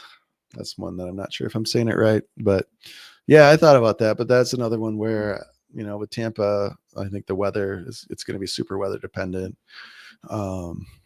on whether it's like a really, really good start or not. But yeah, he's looked good so far this year. All right. That's all the pitching. What do we have? We have what? Wait. So who are the Mets playing? Mets playing Arizona. I was like, for a second, I was thinking they were playing Washington, but that was last game week. But yeah, so Arizona in New York. So Erod, Corbin Burns, and Zach Allen, like these, they have great ratings, but this is mostly because of the park factor, right? And so with these guys, none of them have looked like world beaters this year. These two particularly, I think, have looked worse than normal. So yeah. All right. I'm going to finish looking at my lineups. So I did the champ one first. And this just kind of what seemed to make sense. I probably would have gone back. So with Newt Bar, I mean, maybe I would have left him. Didn't look like the weather was going to be great in Cincinnati. Didn't look like the matchups are necessary. At the very least, Martinez is going. Was there a second lefty too? Oh, I'm sorry, Andrew Abbott. But there was someone today Zach Wheeler. Zach Wheeler bats left, and I was like, he's not a lefty. I do get confused though. But yeah, Andrew Abbott was the lefty that they're facing, so he might not even get 4 games, or at least he's not going to hit as high in the order as he might otherwise. But yeah, so from there, I'd usually do the limited champ, and so I think Helsley was maybe one of the ones that had 4 games. Maybe he wasn't rested though. That's when I should have checked. All right. So I might, you know what? I probably set that one like before today. I think I set a couple champ lineups early just so that I'd at least have something if I didn't actually get to it. Roster resource. All right. So this is the chart that I usually look at if I want to see recent usage. Pitcher list does a decent one as well, but like it helps visually. I don't like how they organize them by division because I need to like remember like, all right, this is the AL. I need to go down to the NL, which is below, and then what am I looking for? I'm looking for NL Central. So yeah, this is usually what the process looks like. So Helsley, yeah, so 9 pitches and 16 pitches, which is why he wasn't on my list of guys that I was like, that's someone you should play. So like my prep for today was scrolling through and seeing like, it's too many. All right. So, I mean, like if I wanted to play Kyle Finnegan, I'd probably be willing to there. Alvarado was one that I forgot about, but like 11 pitches. Do they have 4 games or 3? Let's see. Do you have any Phillies anywhere? Wheeler, right? No, they've got 3. But so like that was a decent one. I'd be fine with 11 pitches the day before. But so this is another one where I don't like the situation. So Iglesias, 10 pitches, blown save, but he got the win. I think he's been fine. So if they have 4, and I think they do, or no, they're the 3 in Colorado. So yeah, that's not.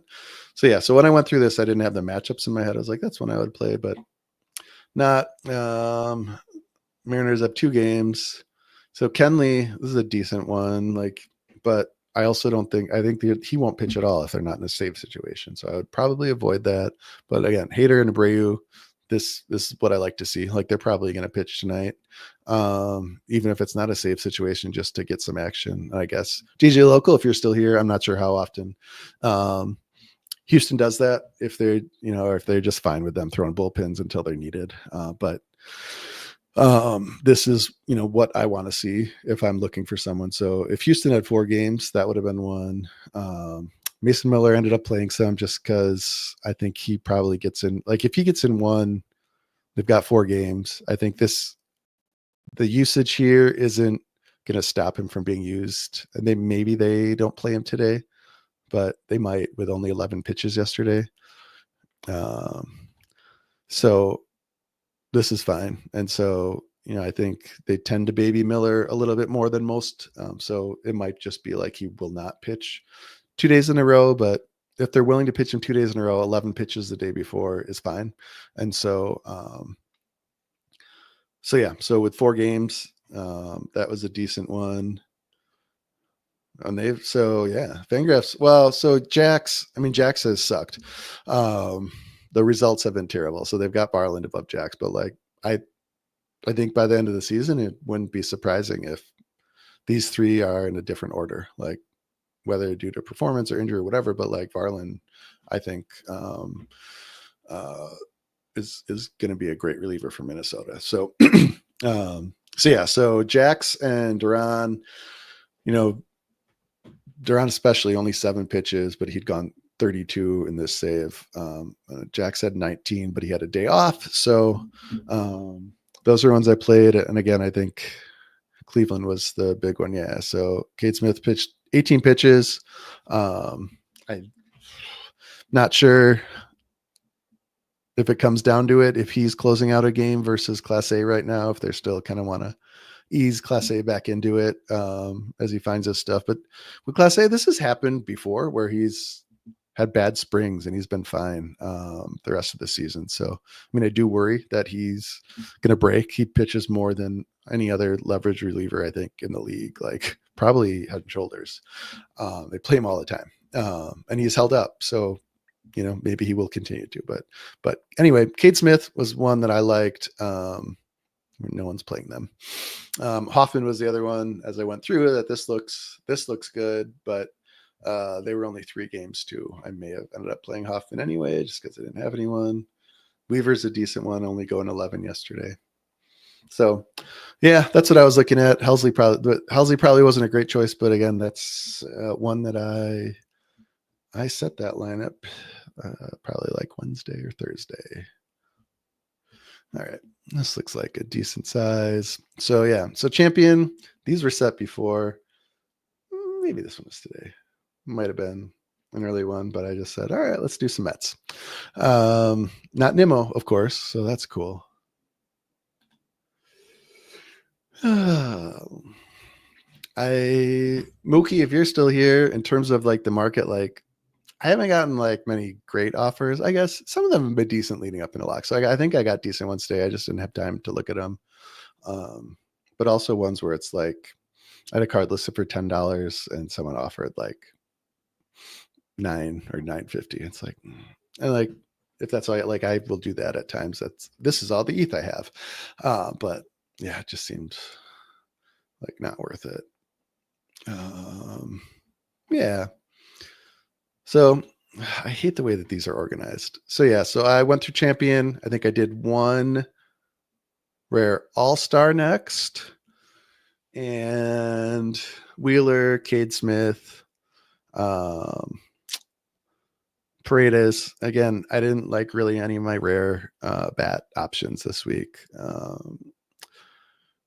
Again, with my energy, I had a lot more limited than rare, so I was more willing to do limited. Classic cards, Larnick, PCA, Kyle Tucker. Kyle Tucker is someone where it's, if you don't know who you want to use, like I think he's fine to throw in. But yeah, so I think that one, and then I think probably finished out that rare champion one. Might have done limited, like I might have done my challenger lineups at that point. I do want to get these as decent as possible. And obviously you can, best laid plans, you can set your best lineup and then it's the third best one that ends up winning. But yeah, so again, the guys that I liked, Wheeler, Wisniewski, Pivetta, I played just to spice things up. I think, for the most part, and I went with some more Pivettas here, but like for the most part, I think I would have been fine just playing all Wheelers. I think I probably have enough to hit most of the lineups. I don't think that's necessarily the smartest, even if it's just like he has a blister and only goes 3 innings. Like, so it's better to split it up. But yeah, so Pivetta, Wisniewski, Buxton 4 games. He, I think, has looked fine so far. James Wood 4 games, and he looks like probably hit a home run already. Pete Alonso, walk, strikeout, 2 singles, RBI, 3 runs. Yeah, so Nimmo has driven him in a bunch. So yeah, but 4 games with the Mets. I mean, this is one that I always like. Lindor, Alonso. It's pretty, matchup proof in terms of like righties versus lefties. I think for the most part they're both fine. If you want to add on, when Marte was playing regularly, him, like Nimmo, obviously, Alvarez, Vientos is the other one. So, when those guys are on, like you can make a bigger stack with it. But I like those 2 as the base of lineups if I can kind of build around that. Langford with 4 games. I liked Butler 4 games as well. I mean, I like the A's better in Oakland or Sacramento, I guess, obviously, but yeah. So Trio with 3 games. I was doing Wilson Contreras is finally like rejoining the living, and so that's exciting. Let's see how his. Yeah, so this is like a normal baseball player. less so here. It was really, really bad to start the season, but he's come alive. And so that's good. He's catcher eligible, but he's playing first base now. So like, he's going to get every day at bats and is a quality hitter. So that's a guy I like as well, who I was loading up on going into the season. And of course he sucked to start the season, which doesn't help, but it happens. All right. I don't know if there's anything else with the lineups we need to do. Kika says, what's the strategy with energy overall? So broadly, it's just, I'm going to need less energy at the end of the season, both because it'll be, tapering off. I might want to save some for the playoffs, I guess. But for the most part, I will end up with the most rare cards that I have throughout the course of the season at the end of the season. So I'll need it less, hopefully I'll win some, or I'll end up buying more, trading, whatever. Prices will come down, I'm sure in July and August, in season cards will, I'm sure, come down. So less of a premium for them. So, I'll need less then. So I'm mostly looking at the next couple months of how much I want to be able to have. It's been, I'm like, so far it seems like what it looked like would happen has happened, which is almost every week you can get, 100. You can usually be top 50% in both, or maybe just one doesn't do well, but the other one does. So, but on average, I think, adding 100 or 200. And so I'm mostly just, trying to use it sparingly with the limited, I care less. But just if I've got the in-season cards, I'm going to play them. And so when I run out of in-season options that I need, I'll start looking at the classics, or, like with Ellie, that was one where I was like, he's got 4 games. I would like to play him. So, they're all at home and not necessarily great pitching. So, so with him, like, that's one like that I wanted to prioritize getting a classic in. But yeah, so with the rare, generally I want to make sure I have enough rare energy to be able to play my relievers, the like my starting pitchers that I can play as relievers. And so, I want to, I want to have 100, energy every week to play 4 of them, across champion and, maybe all-star, or if I want to, play up into super all-star, something like that. But like, having enough to be able to do those guys, and then to fill in the gaps where I need it. And so there's nothing scientific going on with it, but it's just, I know I think probably 2 game weeks ago, I had a lot of matchups that I liked, but I didn't have a lot of in-season cards for them. So I think my rare energy probably went down to probably close to 100 or something like that, maybe 150 or so. But I think that's probably where I would want to keep it right now. I think probably I want to keep a balance of like 100 every game week, just so that if I don't do well and don't earn too much, I've at least got some kind of going forward. So I don't want to burn, what I have left and not be able to play. But yeah, so this week there's some, I think this was a week where there were like a lot of kind of very similar plays, it looked like to me, where like those Mets, or it looked like there was probably going to be a lot of 3 games, like Corbin Carroll with 3 games, Bobby Witt with 3 games. Like guys like that can easily put up competitive numbers in 3 games versus the guys that have 4. And so we just this may be one of those game weeks where we see a lot of 40s and 50s and 60s, and so a lot of different lineups in the top 10. So with that, I didn't necessarily want to like go all out. I would be more likely to, if it's like, all right, these 3 series are the ones that I want to target. These are the players I want to target. And I'm going to need to, use all of my, classic, whatever, Zach Wheelers or whoever I'm using, to be able to do it. And so that's the approach that I'm taking right now, is kind of depending on what the matchups look like and how much of an edge it looks like I might have. So like the A's or the Rays are ones that I probably like more than most. And so that might be one where if there's not a lot of good matchups that week, but that's a good one. And there's maybe, ideally I like to have three so you can kind of mix a match between the three. And if one of them doesn't work out, you're going to be fine with some of those lineups. If two don't work out, it's going to be a bummer, but like that means you got 2 out of 3 wrong. So it is what it is. But yeah, so that's what I'm doing with energy.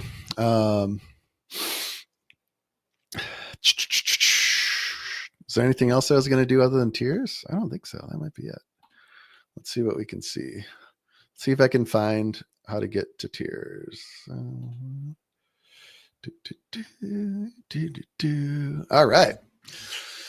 So Mookie had asked about T2, T3-ish guys. And, the other way that we can do this also is just like going through like the instant buys or the manager sales and seeing, who is off of the, kind of top 2 most expensive pages, but this works just as well.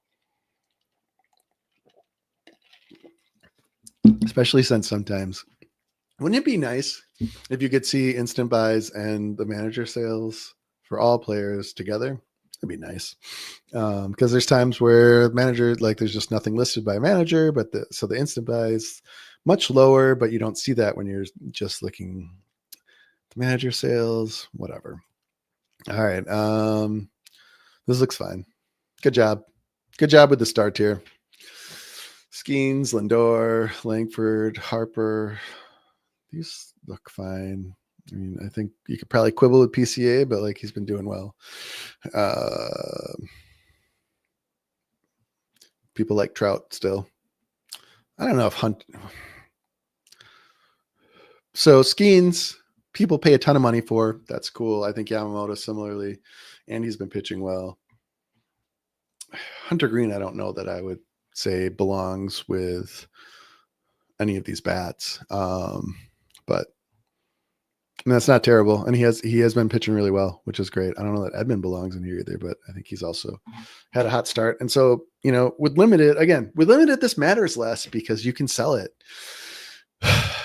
With super rare, it matters more. All right, Mookie, was it T2 and T3 that you were looking at? Yeah, T2 and T3. All right. So here we are, T3. Sasaki. Are all of the manga ones that picture? Do they not have the picture of him? Are all of his cards this?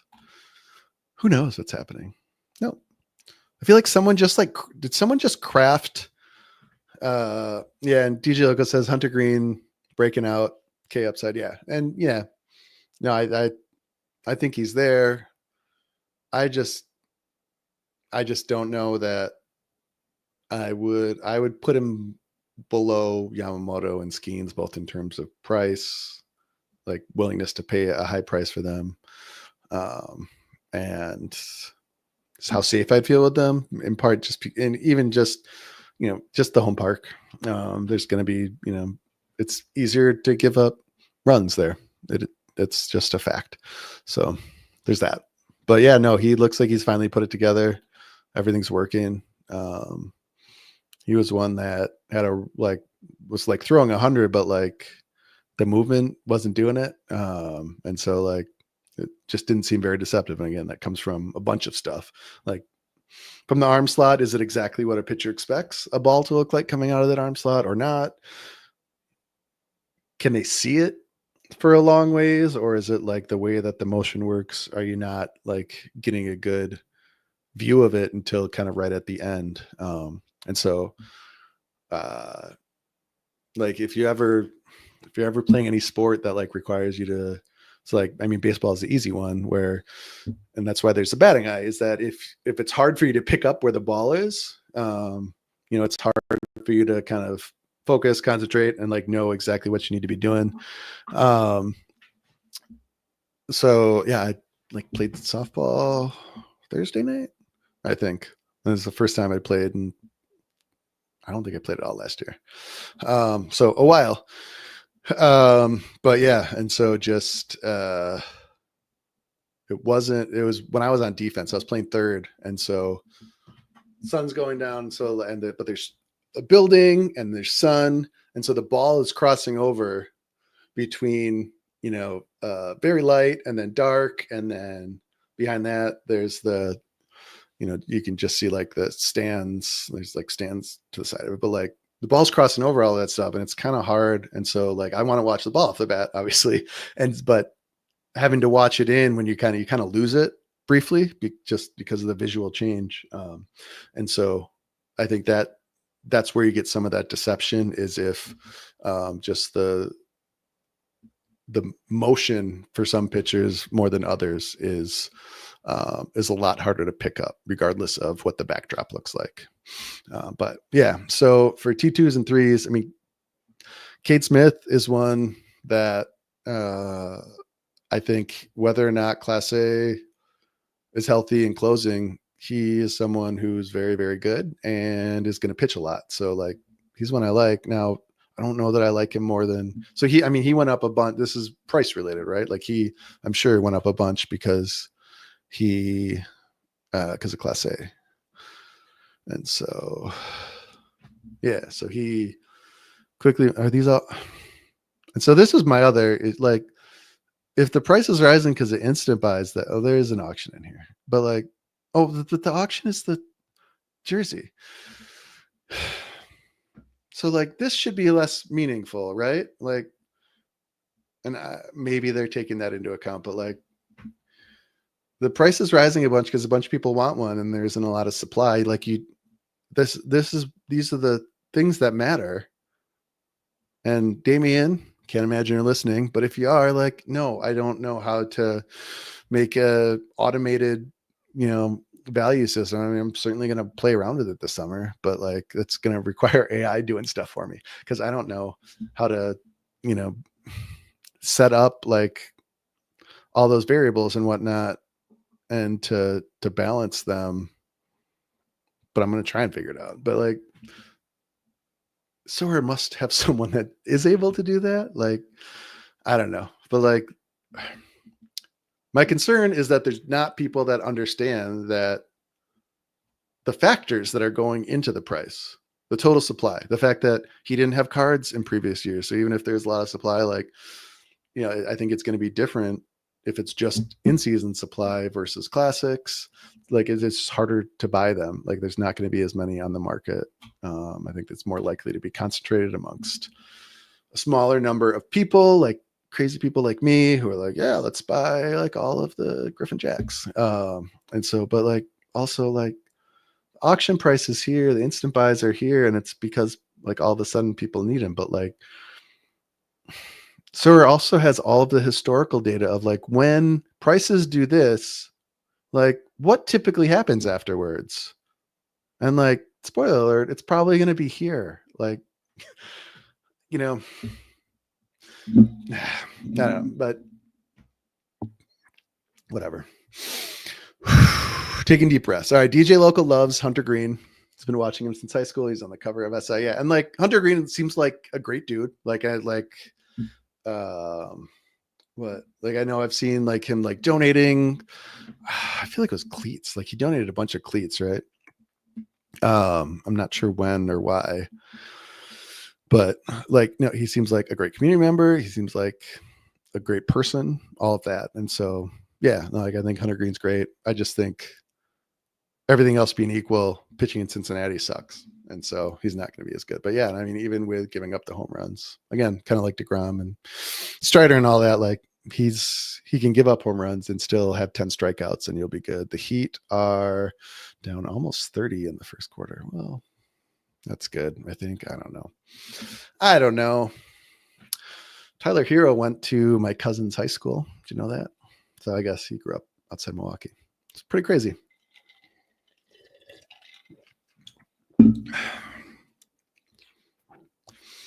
All right. What else am I looking at? All right. So that's Cade Smith. I like him. I don't think he belongs there. He'd be a great T3. Do we really have? Is this right? There's T5. So there's 6 tiers now, I guess. Anyway, Olson's streaky. I'm fine with him being in tier 2. Teoscar, Ben Rice. I think so. I think, again, his value is probably driven by the fact there's not a lot of his cards. Tanner Scott, yeah. Quan Miller, CJ Abrams. I don't know. I mean, Turang's value is almost entirely in steals, right? So I think we all know I love Jazz. So I would say Jazz is my favorite T2 Mookie.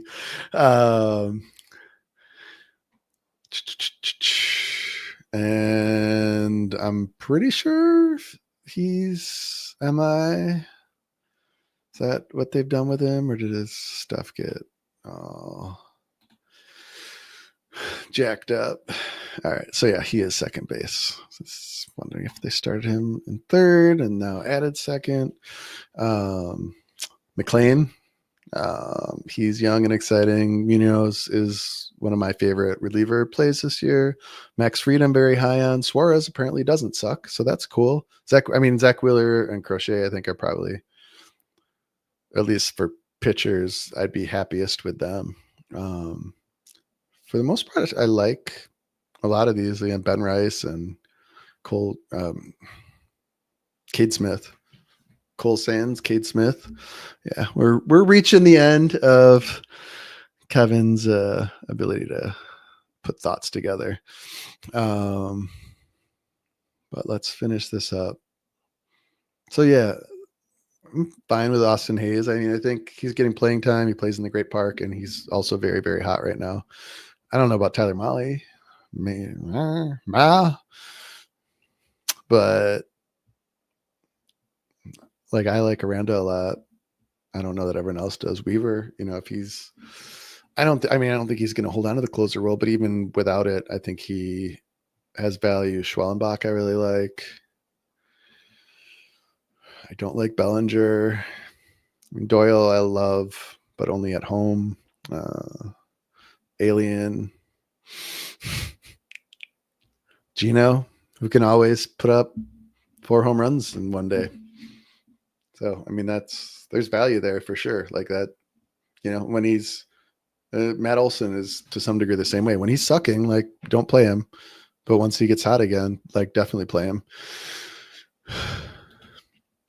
Mookie said Jazz, not Campbell. Yeah. I mean, Campbell, I think, much like, Trio, like, and Cole Keith, like, again, they give him the extension, right? Like, he's, I think, one of those guys where just everything is pointing in the right direction for him. Mookie's saying still salty about his second podium ever. Yeah. Ooh, Molly's going to be top 3 for pitcher of the month, says DJ Logo. All right. I'm all right with that. I have him a bunch in my season long. But I guess with him, it's more just compared to these other pitchers. Like, would you feel confident that he's going to do as well as even Max Meyer for the rest of the year? But like, for any of these other pitchers, like Logan Webb, Imanaga, Cease, Gore even, like, I think he belongs a tier below them. But man, if people are buying him and all of that, like, it makes sense. I'm not sure about Paz or Duvall. Like, these guys don't make a lot of sense, and this is where you get into like normative arguments of like what should be in here. Like, should Jackson Jobe be one? Like, even if he's not as good as these guys, he's very young and well-regarded prospect. So like, I'd be more excited about Jackson Jobe than like the Carson Kelly I won. I wonder where Carson Kelly is, because I think he was a T3, I think. But I mean, like, yeah, between Brian Wu and Molly, like, I don't know. Salesman garbage. So yeah, I don't know if there's a good answer there, but those are the guys I like, Mookie. I'm looking at the screen where the comments are right now, which doesn't help. It just looks like I'm turning away from you. I mean, Perdomo, he seems like he's been, he's put up a 32. Look at that.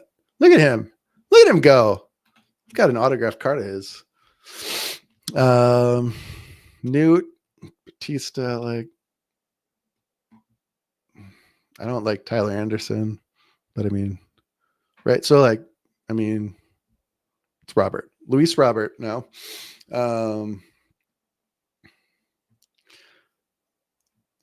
Santander, Devin Williams. I mean, these are the guys that I would prefer. I mean, I like Larnick, obviously. I don't know that I like him any more than anyone. I like Clay Holmes. I'm not sure where Acuna is at. I think I saw Beatty got sent down. I'm guessing McNeil's coming back, though. Maybe he got sent down because McNeil is back. But, Friedel's playable. I like Newt a lot. I think he's one where if he's healthy, I think they're going to play him a lot. He's going to do well. I love Alvarado. I don't like long term. I mean, he always seems to have control issues. Like even his best years, he like forgets how to throw strikes, and so he's great and usable right now. And he's had periods of that every season, and then also periods of like being entirely unplayable. And so he's not one I would want to hold, but like right now, I think he's great. Pavetta, like I said, I like him. Devin Williams, probably fine. He's one that I haven't liked, like as a long-term hold, just because he's had back problems. He punches walls, and yeah, and like Weaver is very, very good. And so like he's, some people just don't do well in New York. And I don't know if that's what is happening or will be happening, but he's just of the guys that are, I think kind of similarly tiered with him kind of going into the season, the closers that were like kind of at the top levels.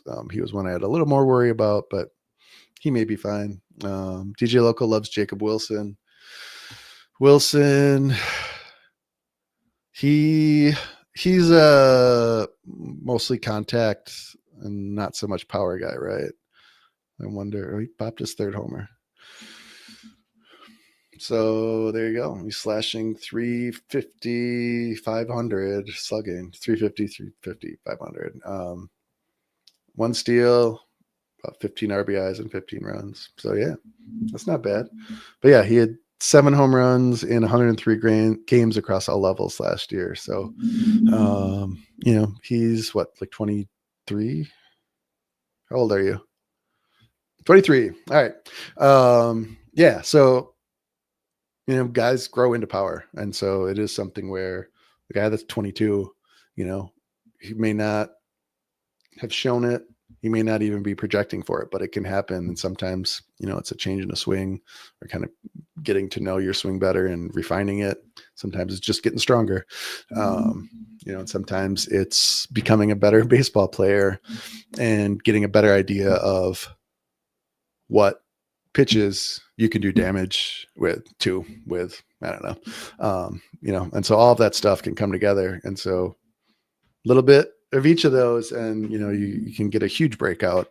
So yeah, I think Wilson, I don't think there were questions about the contact ability. I think defensively, I think he's fine where he's going to be playing every day.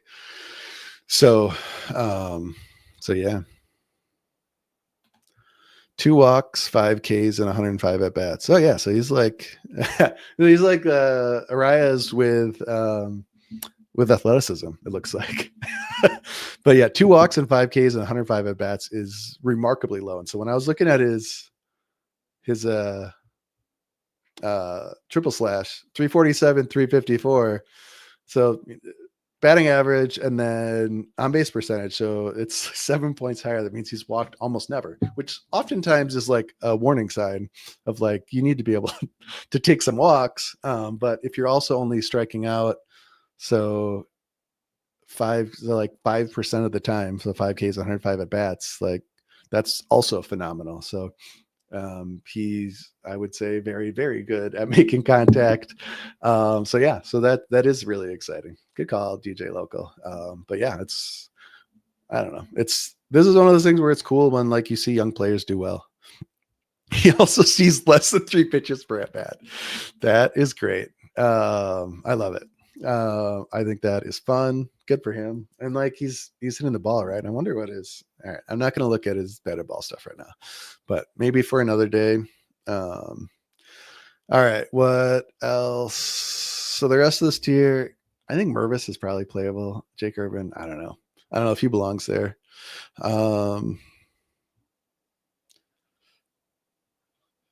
Helsley's good. Porter Hodge probably ends up the closer. I like Volpe a lot. Riley Green I like a lot. Brandon Nimmo is probably going to jump up a tier. He might be worth buying right now if you want to flip him. I guess someone may have already done that. Martinez, I think his value increases. That seemed like a shared role with him and Puck, but with Puck injured, and it sounds like injured for a long, long time, which is not good for my season long teams where I had a lot of AJ Puck shares. Yeah, but I think that's good for Martinez. Who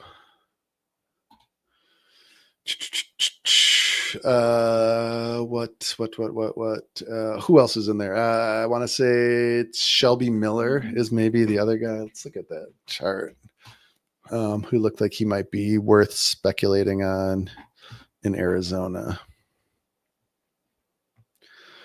NL West, Arizona. Yeah, so Shelby Miller's and Jalen Beeks, who threw a lot of pitches and blew a save. So I think Miller is probably someone we're speculating on. I've always liked Dre Jameson, and he might be someone where if he moves into a leverage role, he's good. He's typically been a starting pitcher. I think I'm not sure. I think Nelson was in the rotation battle, but Ginkel, if he comes back, I like a lot. But yeah, no, I think Shelby Miller, if he's probably a minimum cost guy, he's might be one that's worth speculating on. Yeah, and DJ Local says Ginkel might get it when he's healthy. Yeah, I agree. Anything else there? I don't think so. All right. I mean, I like Justin Slayton. I don't know that he belongs with these other guys. Like, would you rather have like Ian Happ? Like, I mean, these aren't great bats, but like these are usable bats, or like a closer versus maybe. I mean, he's a setup guy, right? Like he's behind Chapman. Okay, he's co-closer. All right. Well,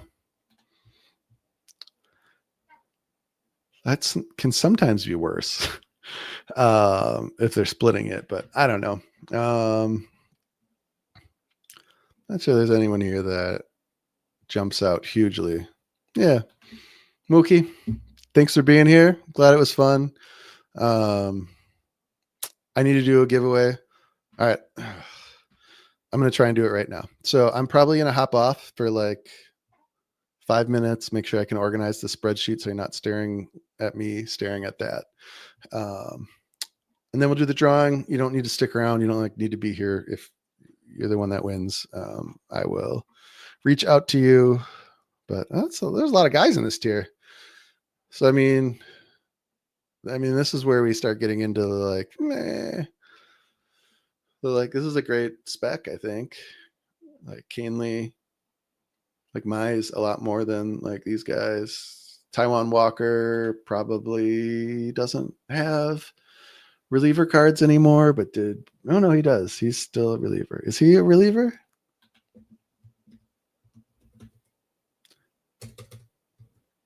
I don't think so. He's starting, right? Is that just one that they missed? I'm shocked. All right. Thank you again for being here for this or listening to it. Appreciate you. If you made it this far and you're not a Discord member or using the app, you should be. What are you doing here? But yeah, I'm going to hop off for a second, see if I can figure this out, and then do like the Wheel of Names things that I did before, and hopefully can give away some rare cards. If you're listening this long and you are an All-Star member, please make sure that you fill out the form that I've posted a bunch of places, because I need to get an order in for the merch, and I don't want to leave anyone out. So hopefully everyone has done that. Thank you very much. I'm not going to end the stream. I am going to hop off of here though for a second.